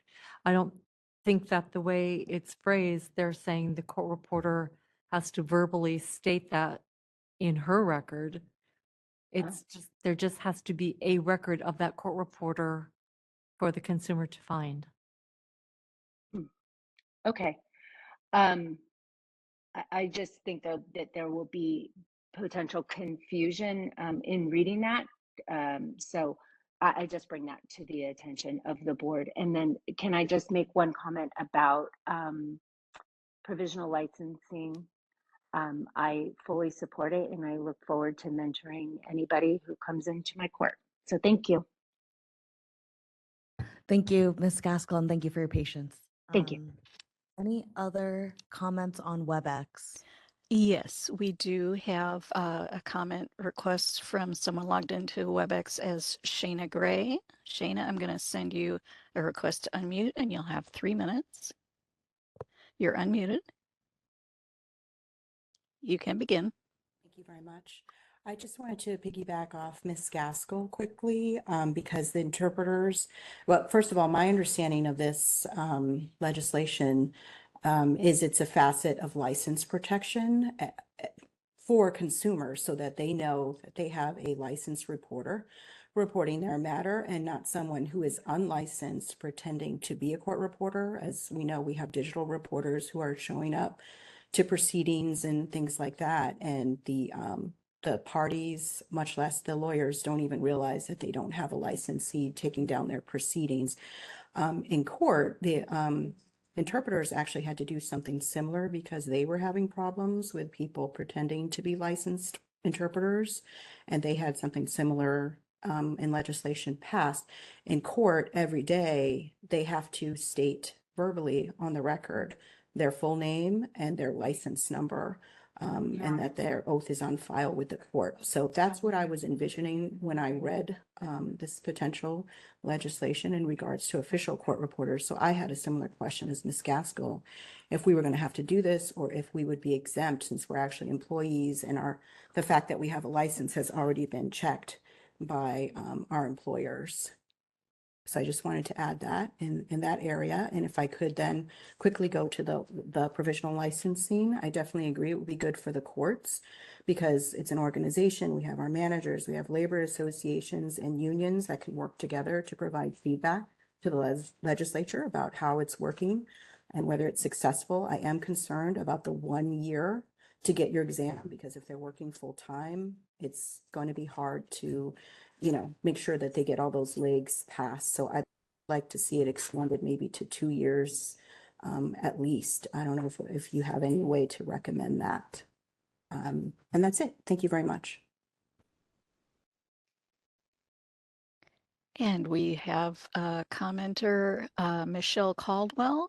Michelle, I will send you a request to unmute and you'll have 3 minutes. And you're unmuted. Thank you. I'm just going to echo what Ms. Gray just said about the importance of knowing that you have a licensed reporter reporting your matter, and that was my takeaway initially as well. And then I really want to just emphasize what Ms. Gaskell stated, because B does say a certified shorthand reporter shall state on the record their CSR number at the beginning of a proceeding, and elsewhere, of course, in the law, the official record is defined as the court reporter's record. So I would have concerns that this language is vague in as much as providing it to the clerk, which is a perfectly acceptable alternative, but I think this language should be clear on that. While it may be understood in this scenario with these participants for future reporters protection, I think it's important that we be clear. Thank you. And then we have next request for comment is from Stephanie Leslie. Stephanie, I'll send you a request to, let's see, I do not see you here in my list. One moment. There you are. I'm sending you a request to unmute your microphone and you'll have 3 minutes. And you're unmuted. Stephanie, you can go ahead.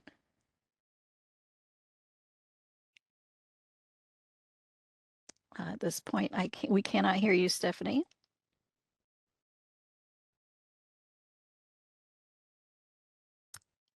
With the Madam Chair's permission, shall we let Stephanie type her comment into the comment field in WebEx?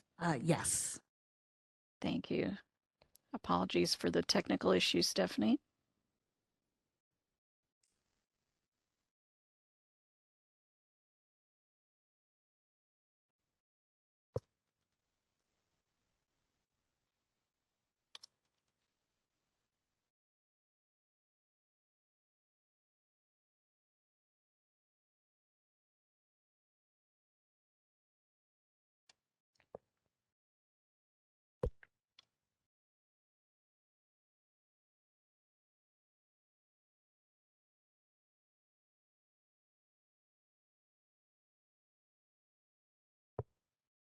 And another option, Stephanie, is to pull down the small arrow next to your mute button and make sure that you've got an active microphone selected. Sometimes if you're using a headset, the computer doesn't recognize it until you instruct it to.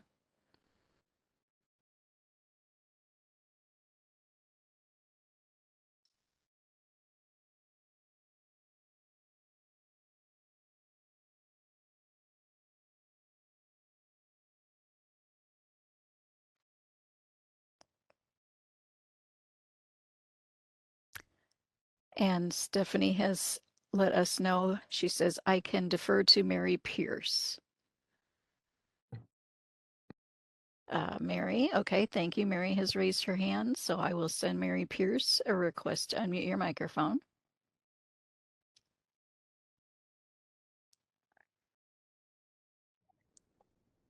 Okay, can you hear me? Yes, we can. Okay. I hope I will properly summarize what Stephanie was going to say, which is that as she is the president of the Deposition Reporters Association of California, and in that we had a hand in drafting the language for both the license reciprocity, and the proposal to have the reporters read on their licensure. We do fully support both of these elements that you're considering. Thank you very much. All right, wonderful. And at this point, I believe that is all the comments that we have. Shall I close that feature? Yes, thank you. You're welcome. Ms. Brewer. I just had one last comment, and it was to extend a public thanks to the chairs of the Sunset Review Committee, Assemblymember Berman and Senator Ashby, who authored this legislation. They really listened to us and to the public, and I feel like we're working with a partner to solve the problem. It's really appreciated. I would add my thanks to the staff of the Business and Professions Committees respectively, who've been spending a lot of time to work through and really think through a lot of our very unique issues for this profession. I would also like to add, because we are requesting some additional amendments, I'm realizing that there is something which I would like to request additionally as a suggested amendment. I know we've discussed in the past ensuring that the board has the explicit ability to request demographic information, so race, gender, ethnicity, and sexual orientation, and other demographic information. I don't believe that's in our board language at this time, but with our new capabilities, with our ability to gather email potentially, and then along with our technology modernization, I would love to see that included in this language explicitly. There's analogous language in other licensing boards. In particular, I think like the Board of Vocational Nursing and Psychiatric Technicians, and the Board of Registered Nurses has language that's pretty standardized at this point. And so if the board would like to discuss first and then consider a motion to use that standardized language to be able to enable our board to collect that information, I'd make a motion.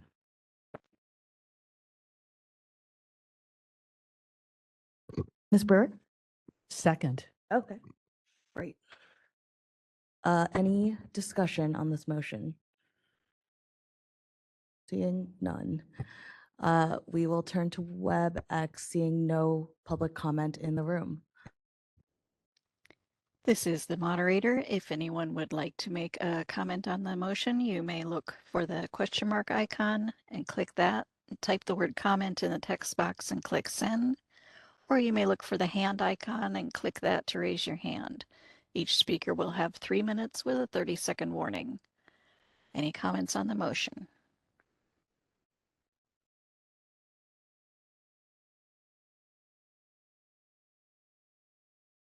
I do not see any requests for comment. Shall I close that feature? Yes, thank you, moderator. You're welcome. Okay, with that, we will move on to. Should we call the vote, Oh, Madam Chair? sorry about that. Yes, thank you, Ms. Bruning, for that reminder. Let's call a vote, please. Thank you. Great, thank you. Ms. Brewer? Aye. Thank you, Mr. Dodgenham. Aye. Thank you, Mr. Manayan. Aye. Thank you, Ms. Sunkees. Aye. Thank you, Ms. Tagade. Aye. Thank you, motion carries. Thank you, Ms. Bruning. Appreciate that. Mr. Dodgenham? I'd like to thank everyone that made public comments. Those were useful insights and we greatly appreciate them. I'd like to follow up on 2 of the comments that we had and make sure we've got resolution here as a board.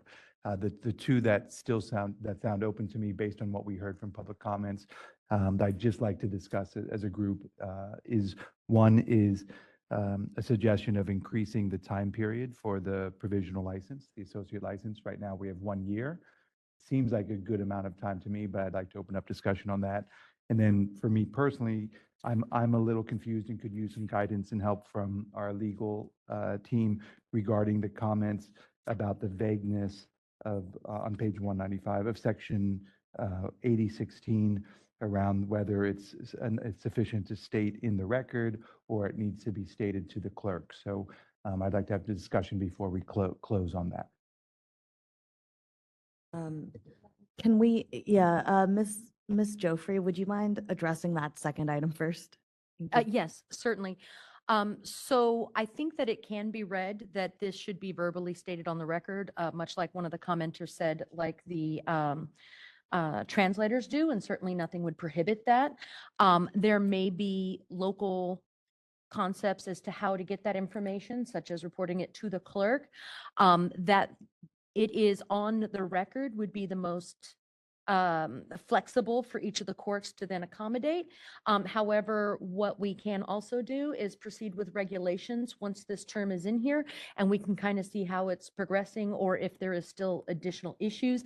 This provides some flexibility for us to say, no, it shall be before each matter, or much like a translator does, or you can announce it in the morning, in the afternoon, or whenever a court reporter switches out. Some of those details it's better, or it should perhaps be better in regulation as opposed to the statute. But certainly as long as the courts and the public in particular is having access to whom the court reporter is, that would be in compliance with this statute. Thank you. Appreciate that clarification. And then regarding the first matter, on that time for provisional licensees to take their exam. Ms. Brewer? I had a comment on that. I thought that was an interesting suggestion that merited consideration, but however, there is the opportunity for the court, if they have one of these, I wrote down the initial, ACRTs. If they have one of these ACRTs and that person is doing well, but they haven't passed the CSR skills test yet, they do have the option of hiring them, and it says that that's an exception, that if the court has hired the person as a full-time official, then they're not bound to pass within a year. So, and within a year, they would have 3 times. And once somebody starts working instead of being a student, I think they're gonna have the skills to pass that test. You know, they're not having to do other work and go to school on the side and all that. That's just my take on it. I think the 1 year with that ability to hire someone is adequate.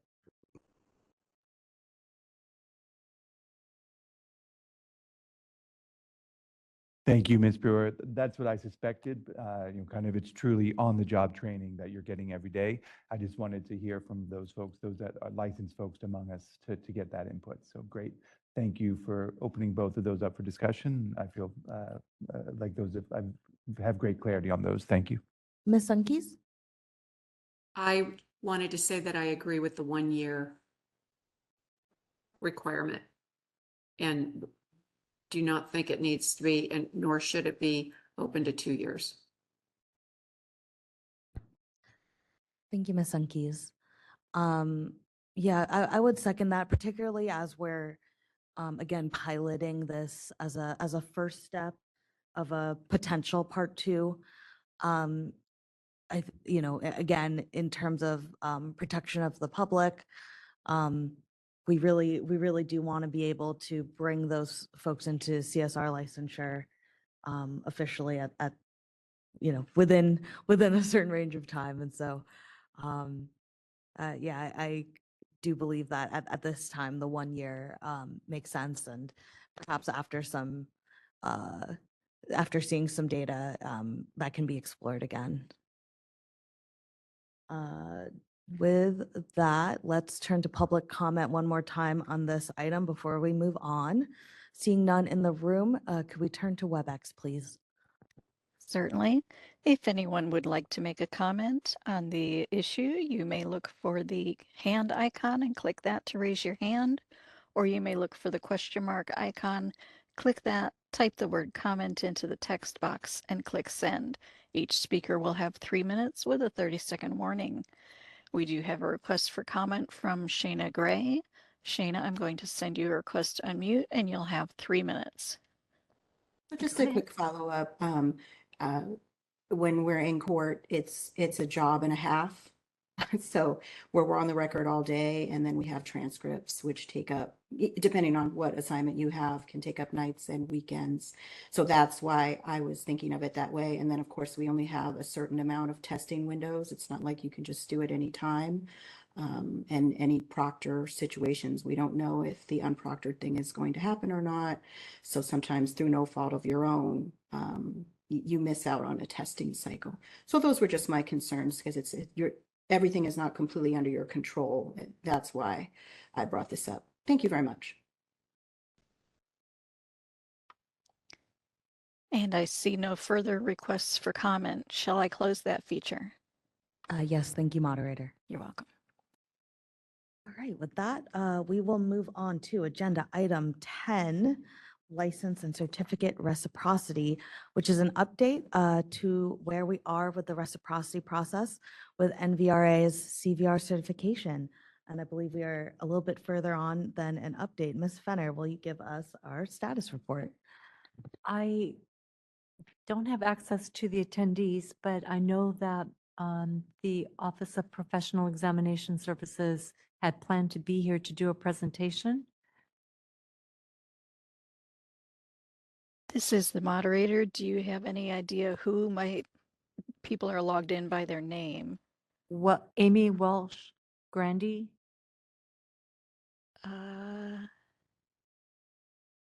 I don't see her under Amy or Walsh or Grandy. If you are in the attendees list and you are from OPES, if you would raise your hand, I'd be happy to promote you so you can mute and unmute yourself at will. We do have a couple call-in users. Absolutely. Thank you for the reminder. If you would like to call in, if you're a call-in user, you may press *3 to raise your hand. If you are an OPES rep. Email and see.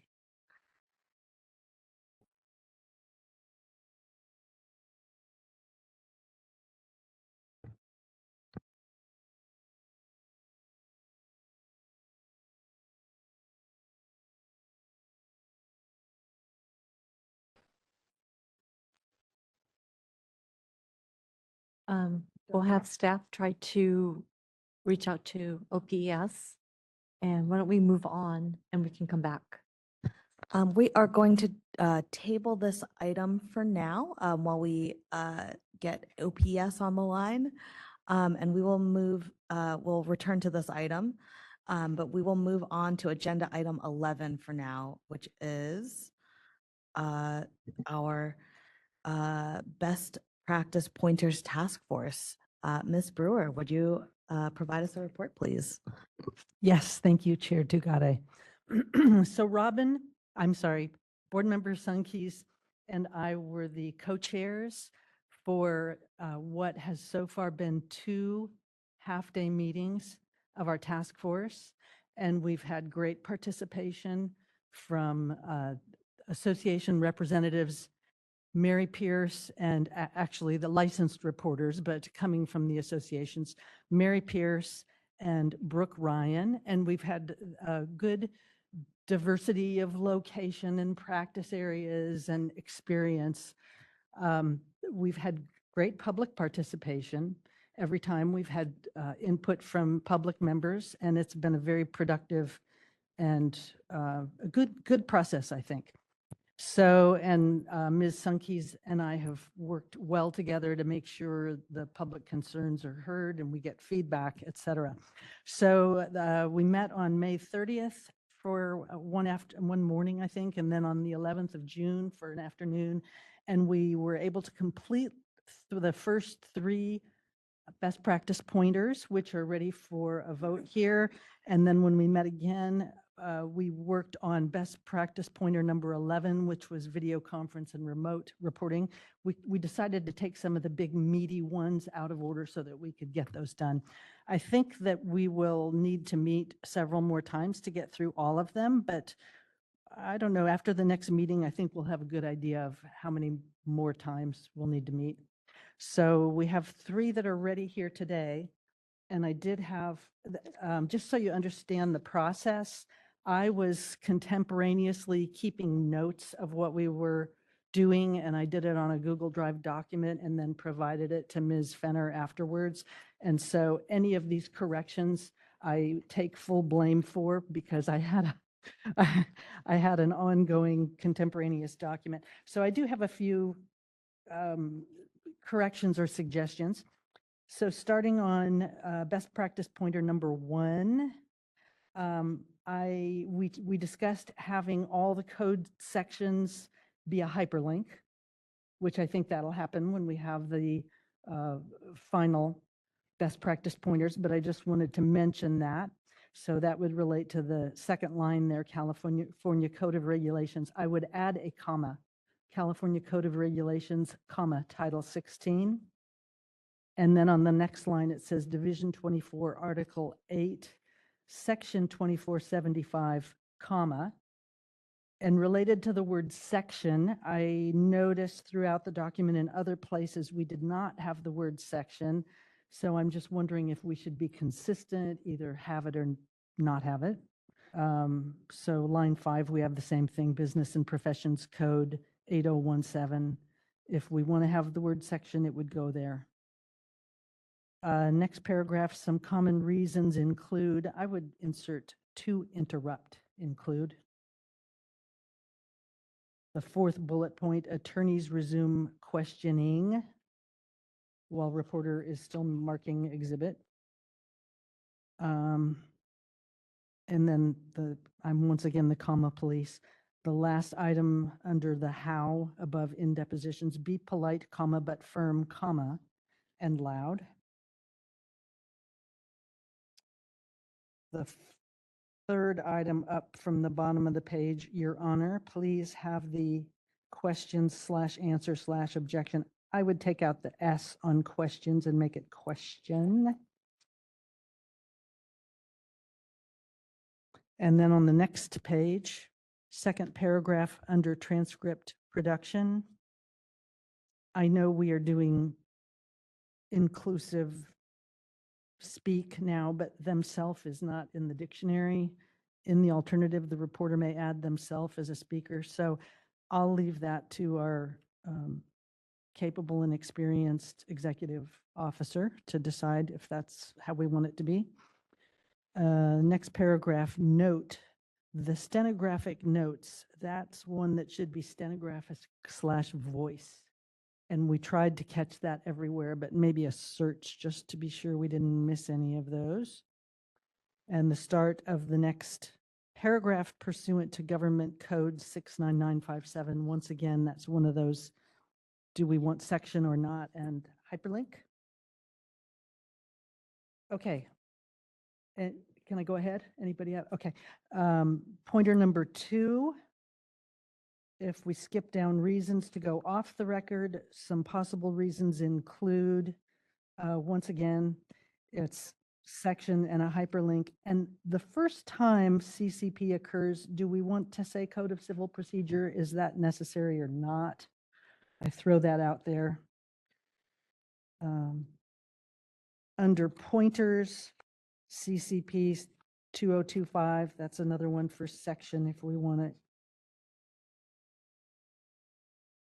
And then 2 paragraphs down, be clear when you're on and off the record, comma, using the following techniques.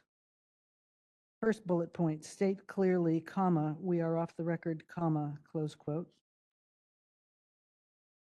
And then down to the next paragraph, if unsure that a speaker's comments, etc., towards the end of the second line, comma, say, comma, counsel, is this on the record? And those are my changes to what we came up with.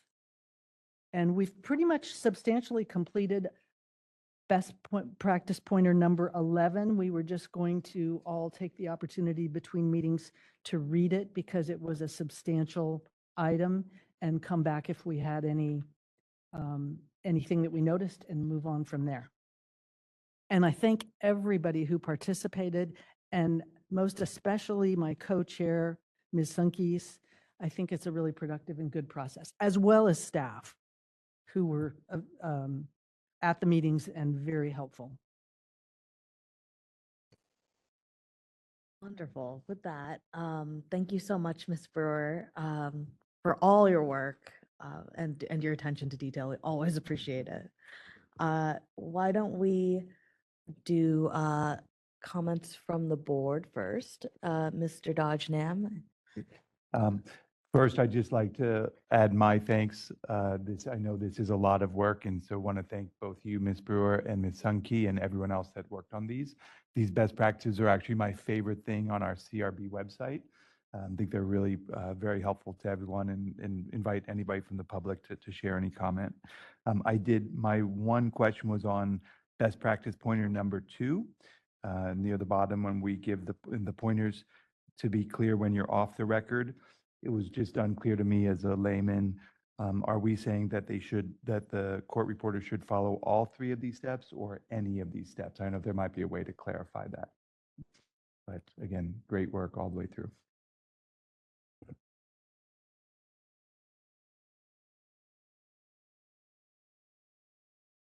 Brewer. I would be very interested to hear what my colleagues and the other members of the task force had to say. I think these, definitely the first one, you absolutely have to verbalize.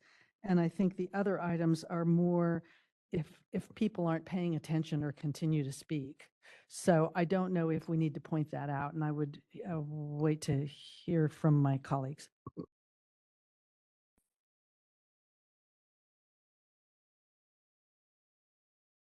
Since I'm the other reporter, I'll just pipe in and say I agree that it's not necessary to specifically state all three apply, because I think instinctually if they keep speaking, then you know that you've got to do something further.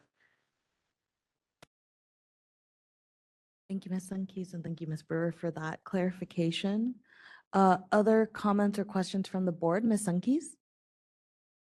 The only other thing I was going to say, I know Ms. Brewer brought up the section. If we're going to say it every time. The only thing I would offer is the first instance at the top of pointer 1. It's got title, division, article, section. And so I think that if we didn't put section in there and just put the number, it would be confusing. Whereas the other places where we didn't have section, it's self-explanatory. It's not confusing. So personally, I'm okay with the way this reads. I can just clarify for Ms. Brewer that when it's a regulation, that section makes a difference, where if it's a statute, they kind of stand on their own.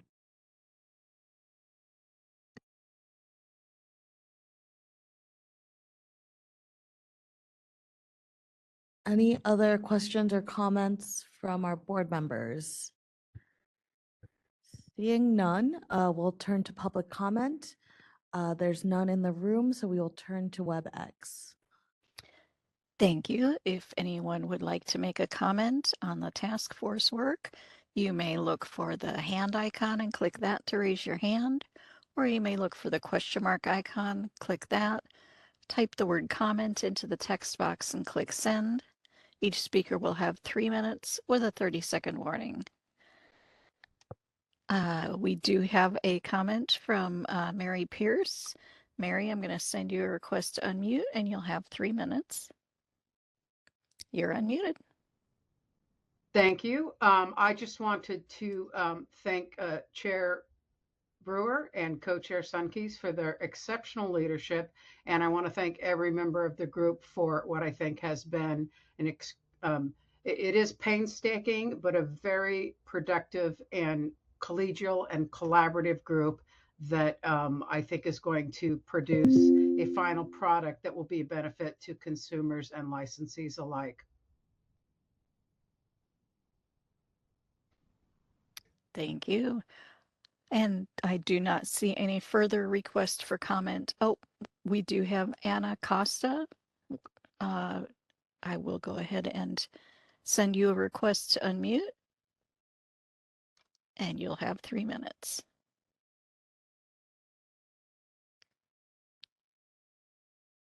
And Anna, you're unmuted. Can you hear me? Yes. Thank you. I want to just state my appreciation for the task force and all of the participants. It's been very rewarding for me to participate and to have several of my suggestions to be added to this important work. So thank you to the chairs and all the people who have been participating and adding their voices to this. I agree with, was it Mr. Dodge Nam who said this is his favorite part of the website? It is very important for reporters to know about these best practices and to have them as a reference when they are out in the field, and as students knowing what their duties are. All right, thank you. And at this point, I do not see any further requests for comment. Shall I close the comment feature? Yes, thank you, moderator. You're welcome. And with that, is there a motion from any of our board members to adopt as amended these pointers? Yes, Robin. Excuse me, Ms. Sunkeys. And actually, I had my hand raised before you asked for the motion because I too wanted to thank, we've got Mary Pierce on behalf of DRA and Brooke Ryan on behalf of CCRA, also members of the task force. We could not do this without you, as well as we've had really good public participation and public input through the whole. We've met for many hours and we could not do that without them. And staff, Yvonne Fenner and Paula Bruning. Really, we could not do this without you. So this has been really a team effort, as well as my co-chair. Thanks. So I heard a motion from Mr. Dodge Nam. Is there a second? Okay, I will second the motion. Great. Second coming from the chair. And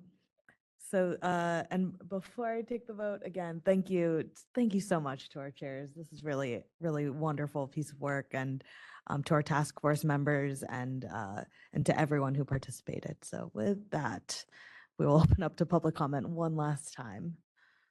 No one in the room, turning to WebEx. You, if anyone would like to make a comment on the motion, you may look for the hand icon and click that to raise your hand. You may look for the question mark icon, hit that, type the word comment into the text box and click send. And yes, our audio calling users may press *3 to raise their hand.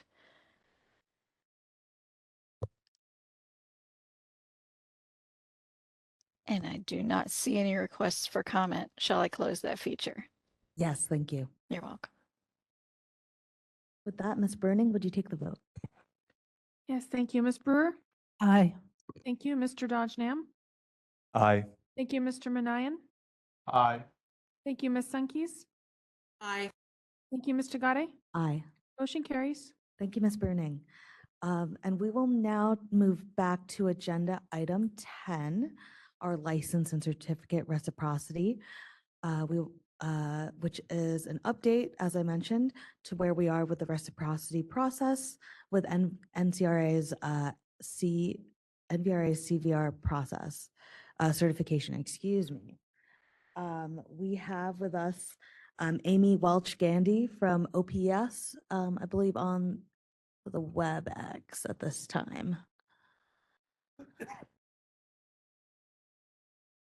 If we could elevate her to a panelist, please.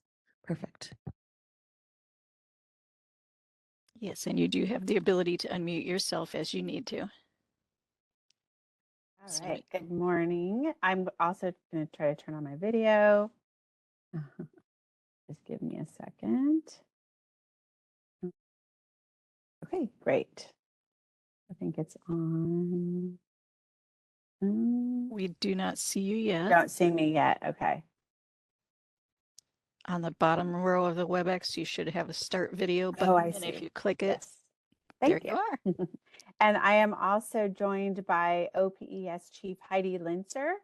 And we are going to be presenting together. Do I have the ability to share my screen, or will you share the presentation? You have the ability. I do not have Okay. the presentation. At the bottom row, there's a share button. And if you share your PowerPoint application, you should be fine.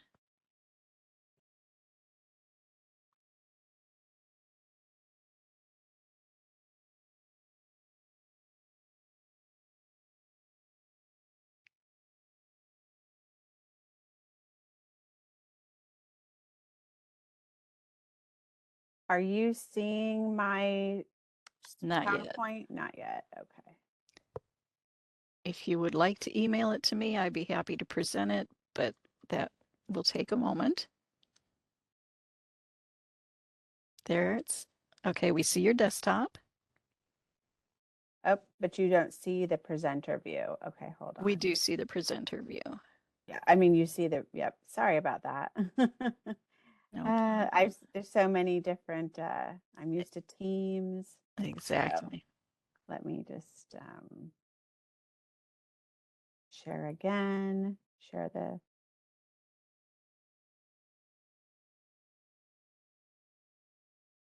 There you are. Perfect. Great. Right. Heidi, are you on? Heidi, you can unmute yourself at the bottom of the screen by clicking the unmute. There you are. And if you'd like to, perfect. If you'd like to start your video, you're welcome to by clicking the start video button along the bottom row. And which option do I pick? It has integrated webcam? Yes, that's Yeah. generally the setting that works. I don't see it showing my video. Okay, let's go ahead and just briefly click once on the start video without doing the drop down.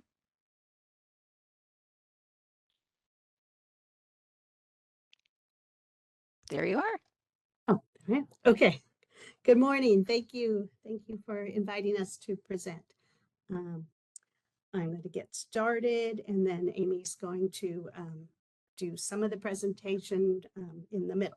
So we're happy to be here to give you an overview of the Office of Professional Examination Services. As Amy said, I'm Heidi Linzer. I'm the Chief of OPES, and Amy is our Senior Research Data Supervisor. And we're going to provide the results of the review that we did of the National Verbatim Reporters Association Certified Verbatim Reporter Written Knowledge and Skills Test. That's a mouthful, that we conducted for you. And as you're aware, the board currently requires a dictation examination, which is a skills test, and the English and professional practice written examinations. The board requested that OPS evaluate whether either of the NVRA skills or written examinations would be appropriate for use in California. Next slide. So in this presentation, we're going to give you information about OPS and talk a little bit about licensure exams, and then we'll describe the steps that OPS followed to review the national exams. So we'll discuss OPS's review of the NVRA CVR written knowledge test and the CVR skills test. And we'll provide a summary and our recommendations. And after that, we'll be happy to answer any questions. So Business and Profession Code 139 is OPS's mandate, and it's the reason that we conduct these reviews for the boards and bureaus of DCA. So it was developed in 1999 to help ensure that all licensure examinations used by DCA are psychometrically sound, job-related, and legally defensible. They must be based on a current occupational analysis of the profession, and they must meet technical standards for validity. BPC Section 139 requires the board submit a report every year indicating the date of their most recent occupational analysis and other information about their licensure examinations. And this is because this, as this quote states, that the legislature finds and declares that occupational analyses and examination validation studies are fundamental components of licensure programs. So OPS compiles this information for DCA and submits it to the legislature. Section 139 also mandates that all national examinations be reviewed in accordance with policy guidelines set by OPES. So these are the policy guidelines developed by OPES. Implementing the mandate of BPC Section 139 is an ongoing process. First, we were tasked with developing a specific licensure examination validation policy for DCA. And this policy is updated as industry standards evolved. As you see, we just updated it in 2022. OPS has developed other policies and department memorandums that provide a structure for examination development and the evaluation work that we do. So we have this 2001, participation in examination development workshops, and then DPM 2201, which was for examination security. So OPS policy also specifies the standards for educational and psychological testing as the technical standards to be followed when evaluating licensing examination programs. We refer to them as the standards. These standards are universally accepted by testing professionals.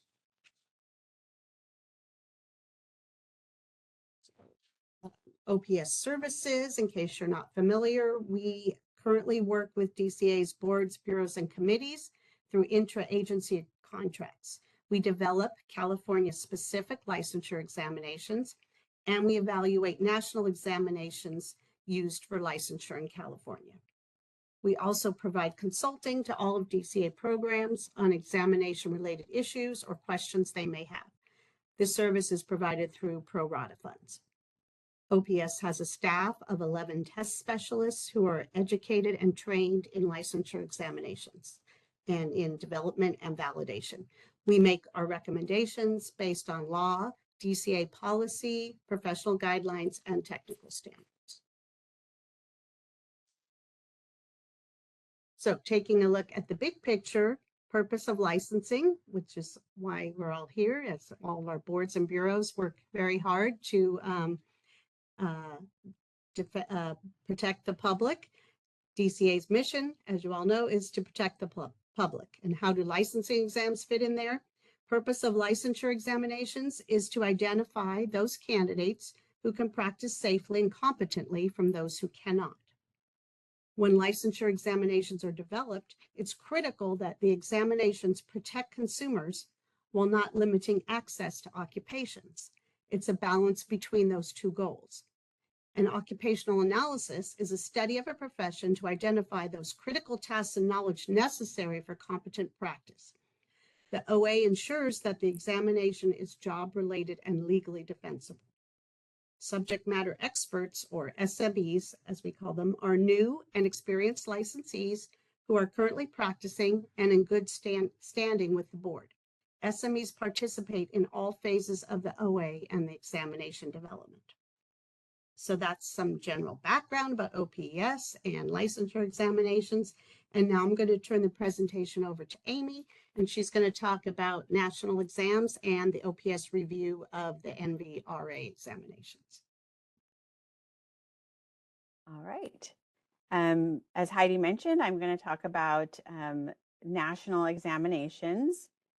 So Business and Professions Code Section 139 requires that all national examinations be reviewed in accordance with the OPES validation policy that Heidi mentioned earlier. OPES examination validation policy states that all licensure examinations considered by DCA should be validated according to accepted technical and professional standards. California practice must be appropriately represented in an occupational analysis on a national level in order for the results to be valid for examination use in California. The suitability of examination content for California practice must be determined by a review of the OA, including the demographics of the practitioners used to develop the national examination. So these are the steps that we took to conduct the national review of the NVRA. First, we conducted a psychometric evaluation. Second, we conducted a workshop with SMEs to compare the content of the NVRA OA to the results of the California OA. OPES calls this a linkage study. And then we identified the extent to which the NVRA examinations and the California examinations together assess all of the information that California court reporters need to know to practice safely and competently. As part of the psychometric evaluation, we reviewed the following. We reviewed the NVRA occupational analysis methodology. we reviewed their examination development procedures, how their passing score was set, how the examination is scored, what is the passing rate. We also reviewed test administration and security procedures, what information they have available to candidates, and then their ADA accommodations that they offer. As a result of our evaluation, OPES found that both the CVR written knowledge test and the CVR skills test met psychometric standards. In line with the standards, both the written knowledge test and the skills test were linked to an occupational analysis. OPES worked with a group of licensed court reporters serving as SMEs. These SMEs were practicing in the profession and were familiar with the requirements of performing court reporter duties.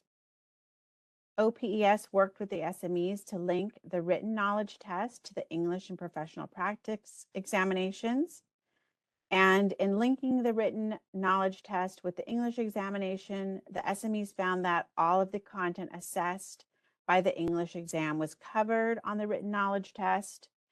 But when linking the written knowledge test with the professional practice examination, the SMEs found that the content assessed by the professional practice examination was not adequately covered by the written knowledge test.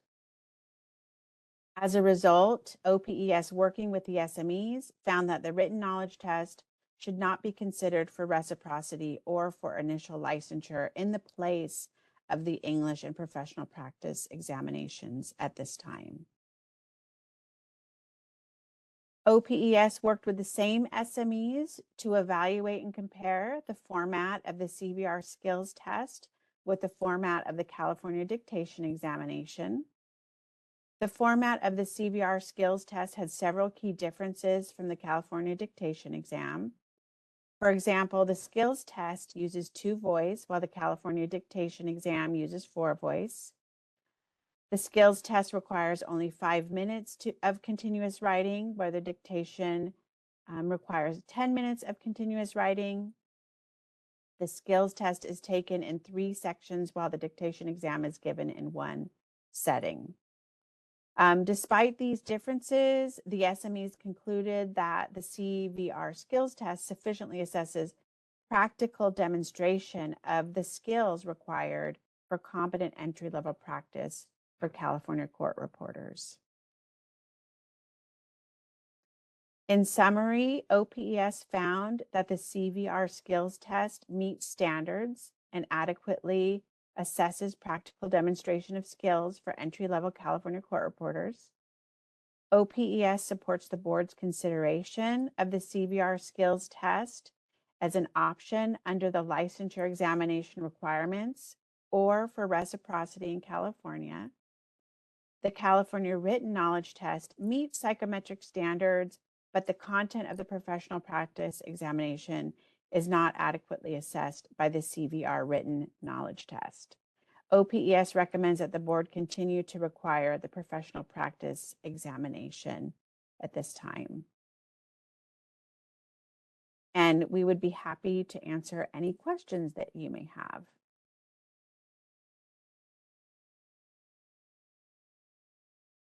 Thank you so much, Chief Linzer and Ms. Welch-Gandy, for all of your work on this and for that thorough presentation. Really appreciate all of that work. With that, I see a hand from Ms. Sunkeys. Hi, ladies, and thank you very much. I echo the comments just made by Chair Ducati. I do have a question, Ms. Welch-Gandy. When you're saying CVR, is it implied that you mean both CVR and CVRS? Yes, yes. Thank you. Thank you for that clarification.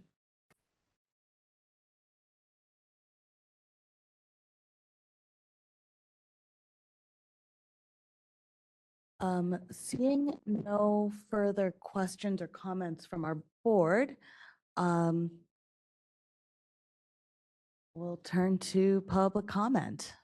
Oh, Ms. Sunkeys, do you have a hand up again? I do, thank Okay, you. thank you. I thought we were just asking questions of the presenters, but the only comment I would have is I would suggest that we only require the professional practice written knowledge tests to be taken because, and we've heard it verbally, but also on page, in the synopsis, the executive summary, page little IV. I don't know if that Roman numeral, it specifically says that the linkage study indicates the content of the English examination outline is fully assessed by the CVR written knowledge test. Therefore, I think that we should only require the professional practice exam. Mr. Dodge Nam? Specifically on that note, because I'm wanting to agree with Board Member Hunke, but I wanted to fully understand. I read the conclusion that the written test, the CVR written tester covers matches with the English test requirements, but on page 30 of the report, page 243 of our board book, but page 30 of the book, I see a table, the content areas of the 2023 California English examination outline. And what I'm trying to connect the dots for is what is the comparable analysis or testing that takes place in this CVR test that would ultimately replace this? I see the analysis, the conclusion, but I don't quite see the analysis that connects the dots that that the CVR sufficiently tests English skills. Maybe you can help me find that. When we do the linkage study, there are additional task and knowledge statements. We don't include those in the report because often nationals don't share that information publicly, and we sign an NDA agreement.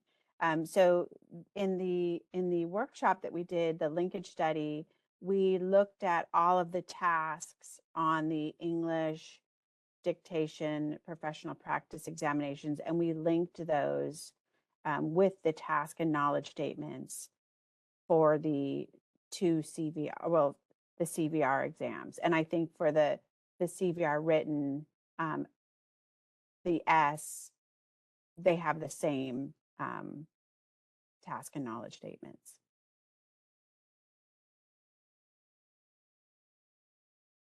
Does that help? I think maybe just help me get comfortable. Help me get comfortable that that the CVR test does adequately cover grammar, proofreading, and vocabulary the way that our current California English test does. I'm just trying to get a little bit more comfortable with that. So in the linkage study, there were task and knowledge that covered all of the task and knowledge that are covered in the English, in the California English exam. Great. And so you were able to see if you scored well enough and passed that part of the CVR exam, it kind of compared favorably with the California English test? We don't look at it on that level. It's more, do we feel that what they're assessing with the task and knowledges covered within their test assess the same knowledge that's required of the English? Thank you.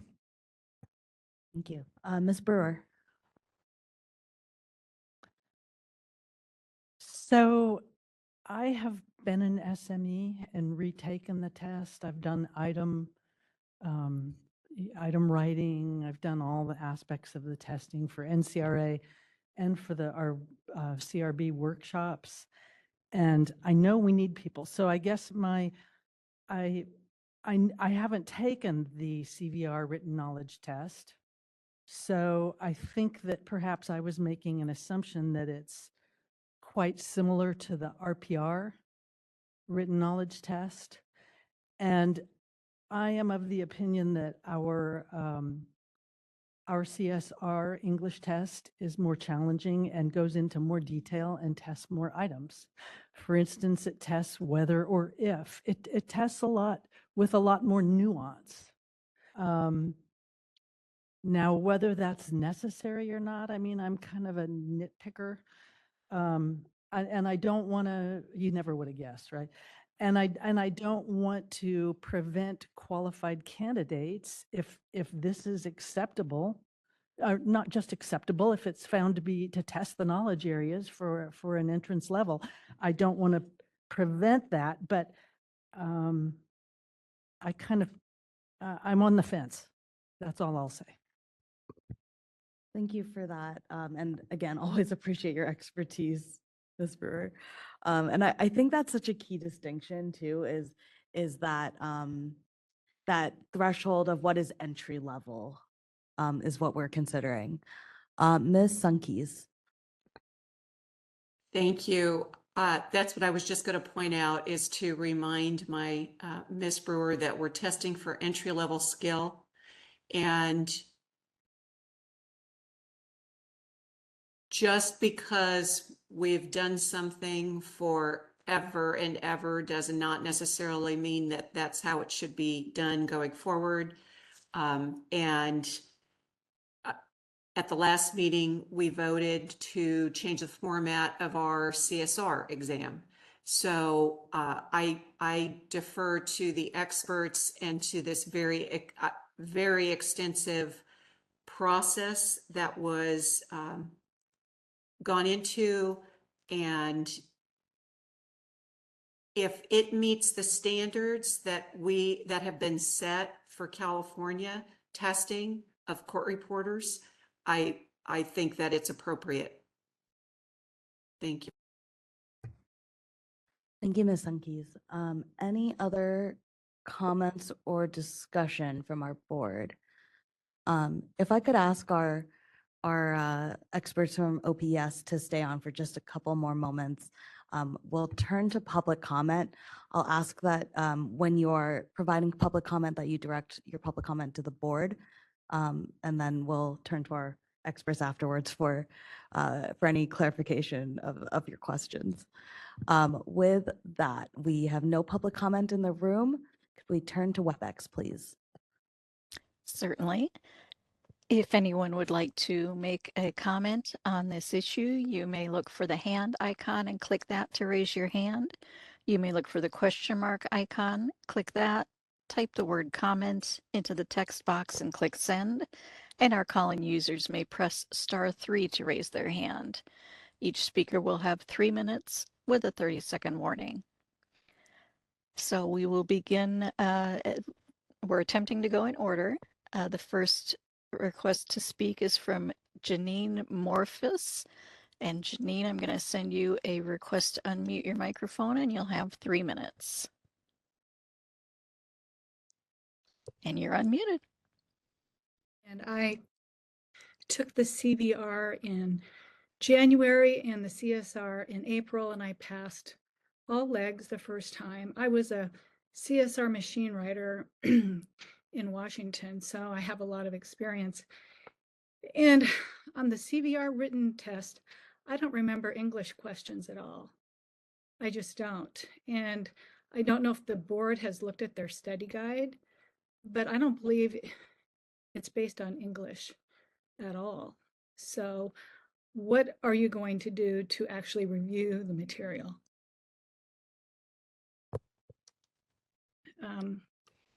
Personally review it. I just don't feel like they're comparable. And I was a reporter, and I think the punctuation skills and the English skills are really important. So that would be my request, would be to just thoroughly actually review their study guide, know what's on the tests, because my recollection from January was that there was just very little on the CVR regarding English. That's it. And our next request for comment is from someone logged in as Patrick, NVRA President. Patrick, I'll send you a request to unmute, and you'll have 3 minutes. And you're unmuted. Hey there, great. Can you hear me okay? Yes. Okay, I was hoping I could actually turn my video on, but if that is not a requirement, I won't waste time. It is not available for attendees. Sorry.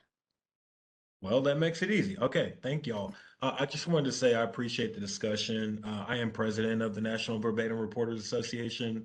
We're currently in the middle of our convention, which we do annually. We pick a different city. This year we're in San Antonio, Texas. But yeah, I appreciate everything that's been said. And that's pretty consistent with, what we would have expected.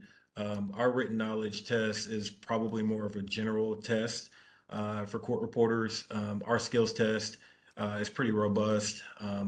We do have reciprocity with a lot of other states, and that's consistent. We usually have reciprocity where the skills portion is met, and any of the entries would have to take your state's written knowledge exam, which I do believe is important, and I would be in support of our members taking the California written exam, just so that we're aware of all the rules that go into working in court, freelancing in your marketplace. But with that, thank you for your time. All right. Thank you. And our next request for comment is from Stacy Gaskell. Stacy, I'm going to send you the request to unmute. Oh, my apologies. Stacy, your hand went down. Okay, Stacy, you're back. Fantastic. Here's your request to unmute. Okay, Stacy, go ahead. Hi. I guess my question to the board would be a question to the people that just spoke is my understanding is that to take the skills portion of the test that CAT software is not required. And so that's just a concern of mine. I don't think there's any issue with the content. My only concern would be with in California, we have to use CAT software.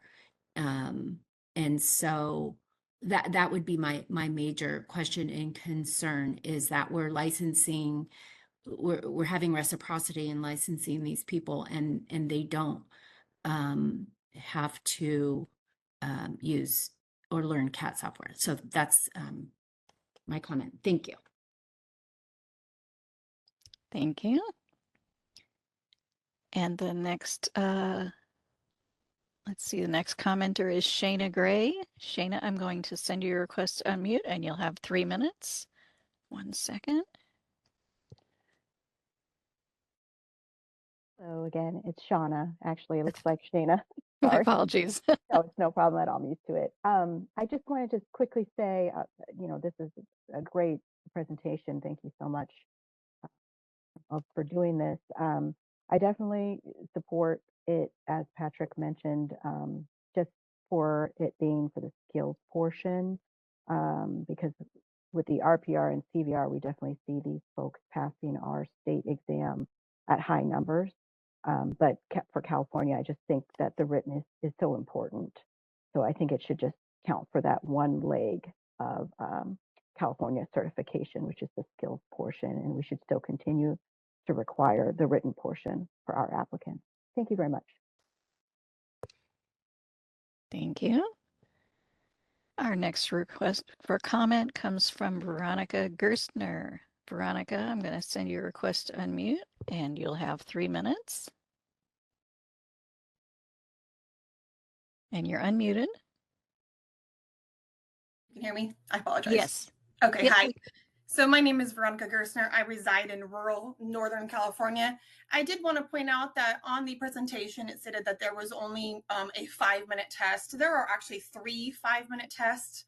So there's one for literary, one for jury charge, and one for Q&A, as opposed to just one 5-minute test. There are 3 different legs. I am a working CVR in Northern California. I work out of state as an official. I am a remote official for a different state. And I look forward to this being approved because I am eager to work in my local court. I did want to echo what a couple people have said. Thank you, Patrick, for everything that he said. And I also wanted to echo and thank, it was Miss Sunkeys. I do think that the professional practice exam is not directly mentioned on or tested for on the CVR. So I would request that the CVR be taken into consideration for reciprocity, with the exception that perhaps we need to just pass a professional practice exam that's specific to California, as that's not addressed with the CVR. Thank you for considering that.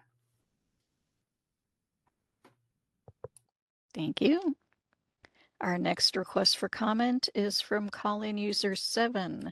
And call-in user, I'm going to send you a request, but you can press *6 to unmute yourself.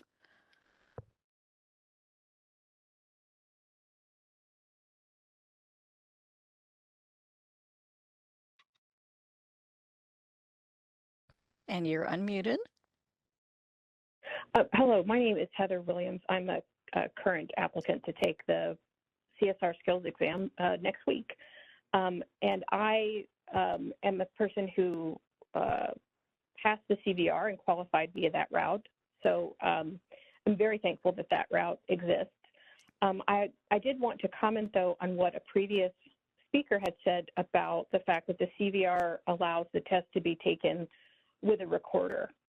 I was a person who actually took the test via that method. I was one of the few people in the room who did that. And I was very glad that that was offered as an option. But I will say that I had to very quickly throw myself into CAT software training in order to be able to competently attempt the California skills exam. And so I do think that that's I think it's very important, because it is obviously something that's needed to be able to do the work in a way that Microsoft Word or WordPerfect simply won't suffice. So I do think that that's an important consideration, even though, again, I was glad that it was available to me. Because I could not take the California CSR that way, which I Oh, I'm afraid we lost connection. All right. Our apologies to call-in user 7. Our next comment is from Liz Fernandez. Liz, I'm going to send you a request to unmute, and you'll have 3 minutes. You're unmuted. Hi, my name's Elizabeth Fernandez, and I am currently a CSR here in California. I wanted to thank you all for all the work you have done, and I just had a comment.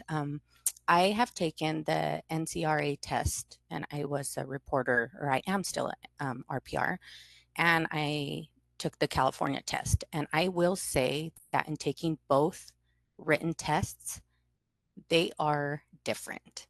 It took me a while to pass the English portion. I want to say like 3 times before I was able to pass the English portion. And I was able to pass the written NCRA test a lot easier. So I just want to say that it does test a little bit differently, and that's basically what I wanted to say. All right, thank you. And our next request for comment is from someone logged into WebEx as Priscilla. Priscilla, I'm going to send you a request to unmute your mic, and you'll have 3 minutes. And you're unmuted.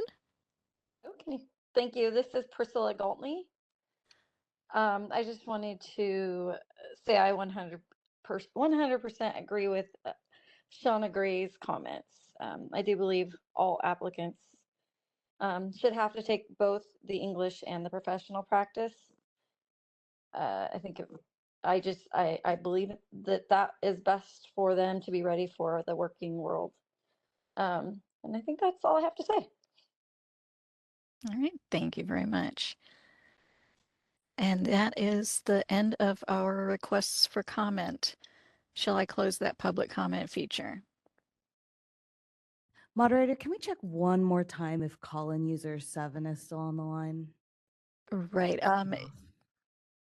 Let's see. Well, actually, I do see another raised hand, but it's not, if she calls back in, it's not going to be number 7 any longer. okay. So it's difficult to tell, but we do have one more request from someone logged in as Claudia. Did you want to go ahead and take that as well? Yes, please. All Thank you. right, Claudia, I'm going to go ahead and send you the request to unmute, and you'll have 3 minutes. And you're unmuted. Claudia? Can you hear me? Now we can, yes. Oh, okay. Yeah, I just wanted to comment. I just wanted to agree with Priscilla and Shauna. I just recently passed my CSR in mid-June, and I do think it's really important for the written knowledge test to remain. I think maybe the skills test can be adjusted, but it's important for professional practice and English to remain the same. Thank you. Thank you. And at this point, that is all the requests for comment. Shall I Thank go you, ahead and close that feature? Yes, thank you, moderator. You're welcome. Ms. Fenner. If I could just add my comment before the board makes a motion on what action they want to take. As the person that looks at all of the passing exams, as the person that looks at anybody that is close, I would be one of the levels of appeal or review that we spoke of earlier. I think it's really important that California continue to test English separately, and to the degree that we do. I think that it is a difficult exam, mostly because lower level schools are not teaching to the degree that they used to. And so a lot of people are graduating from high school, coming into a court reporting program without the English skills that we had in the past. And the ability to punctuate English is predicated on your knowledge of grammar and your vocabulary. And all of those are essential pieces to putting out a verbatim transcript. And I think that it's critical for our state to keep those standards. That's my 2 cents. Thank you, Ms. Fenner. Ms. Brewer?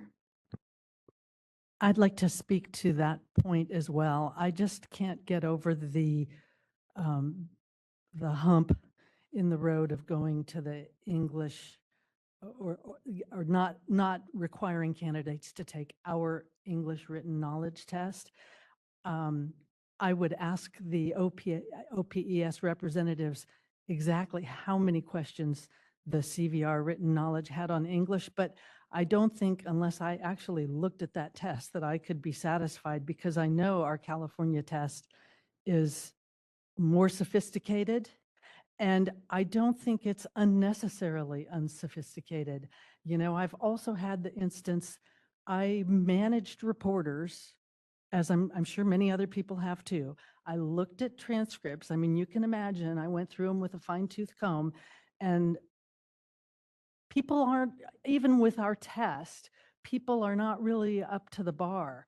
And it can make a difference. I mean, just punctuation and slight word usage, homophone difference can make a difference in the meaning in a transcript. And as Ms. Fenner said, I've seen it over the years. I've been doing this for more than 40 years. You know, over the years, I have seen how the students coming out of high school and even college don't have the grammar, English punctuation skills, don't have the word usage skills. So I can't support doing away with our written knowledge, although I fully support going with the skills reciprocity. Thank you for that, Ms. Brewer. I see a hand from Ms. Sunkeys. I would say, I would point out that we are, as far as I know, the only test in the country that has 2 written knowledge components to it. So, and I still feel strongly that we need to rely on the experts and that the English is being tested adequately by NVRA in order to attain the CVR or CVRS certification. So separate and apart from that, I have more of a concern with the issue of on the skills test, the CAT software being used. And I'm wondering if there's a way, if we move forward with reciprocity, if we were to take a vote and say, yes, we're going to move ahead with reciprocity during the regulation process, writing that regulation up, can we address that issue that the CAT software is required to report in California? Because it is my understanding, my recollection, I know it's been a while since we worked with that language. I think it's a couple years ago. Actually, probably to the day we were writing that language, it is my understanding that CAT software is required. Ms. Fenner, are you able to address that?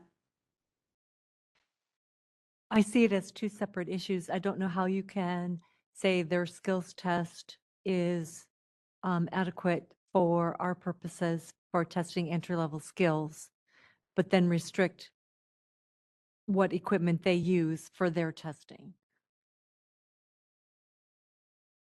Thank you. Mr. Dodgenham? I'd like to come back to the English skills requirement. I think I'm hearing some consensus across the board that, and from our public, that the NVRA test would cover the skills portion. I think we all agree with that, and that it would not cover the professional practices, that we would still have to take that. So the question is on this English test, and it sounds like we are unique in requiring that. I personally, from what I've heard so far, am not convinced that the NVRA tests English to the current California standard, nor am I convinced that, or is that alleviated for me by the notion that this is for entry-level capability, because I believe grammar and punctuation skills, you either have them or you don't. I'm not sure that those will improve over time. I think you've got to learn those skills. My question for the group, and I think we've heard some comment on this, I'd love to really hear from our licensed reporters, from our OPS, and even from the public, is the California English standard truly a protection for California consumers, or is it a barrier that actually hinders our greater need of getting more available reporters in the state of California? Where is that balance? Thank you. I see a hand from Ms. Sunkeys. Is that from the previous? It is. It's not in response to Mr. Dodgenham. Thank you. And I will turn to our OPS experts, although I think this may be out of your purview.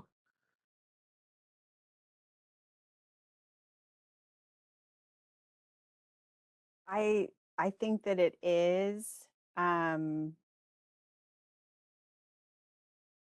Heidi, can you chime in on this? Yeah. Amy, can you share what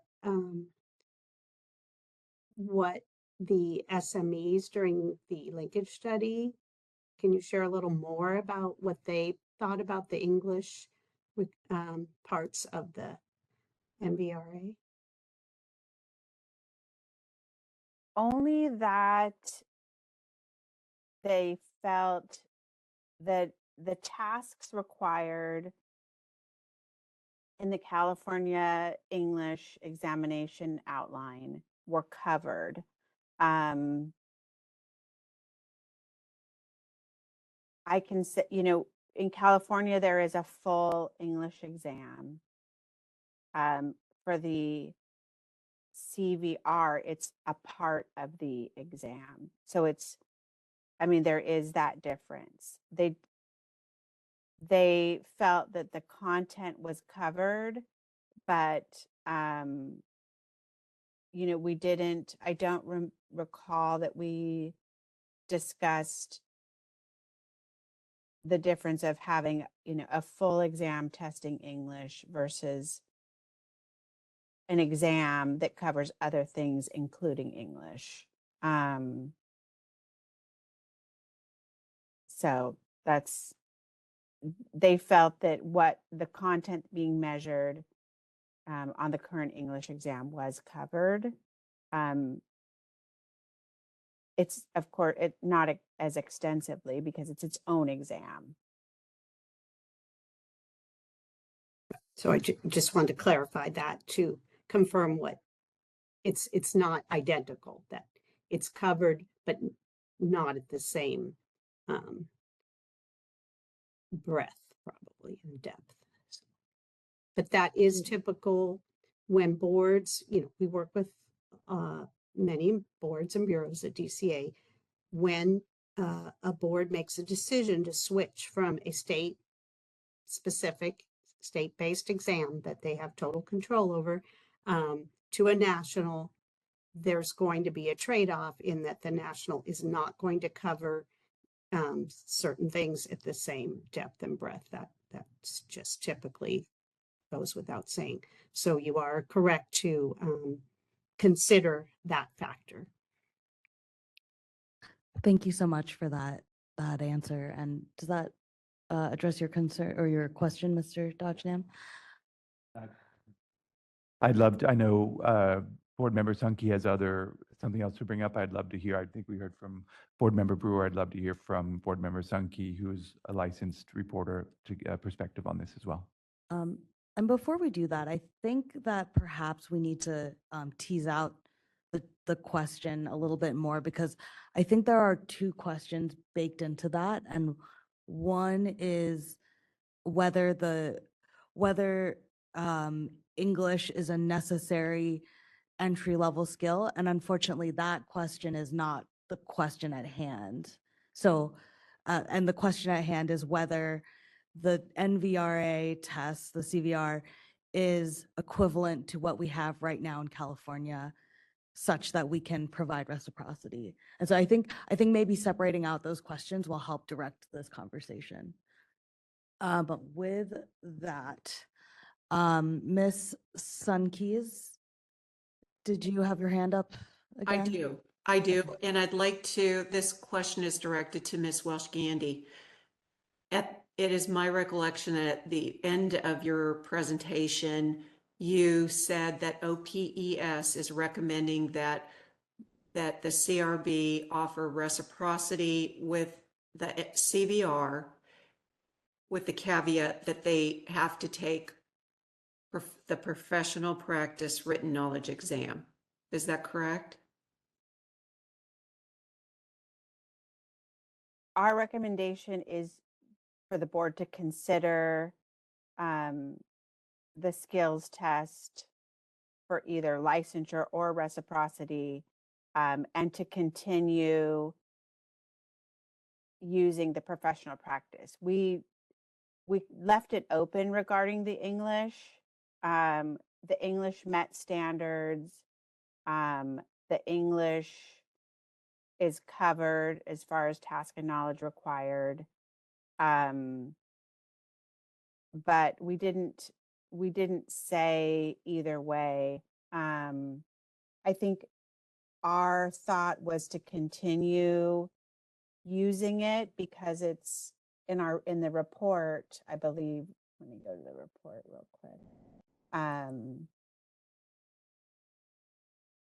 We recommended continuing to require both the English and professional practice. If you were to accept the written, I guess, and this is not really in my area, but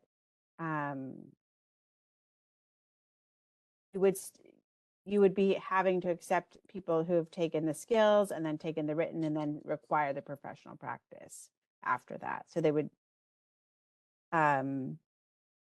so I think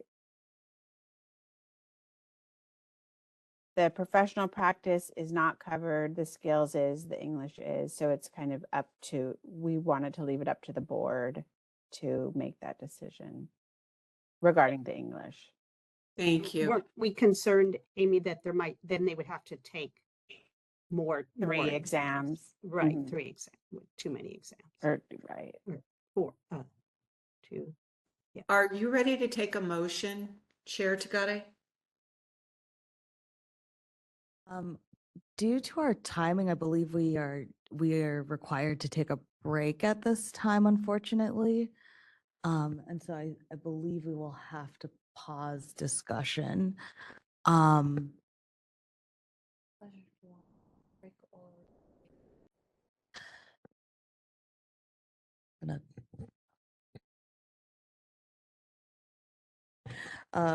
So we're gonna do a 15-minute break, and come back at 12:45, please.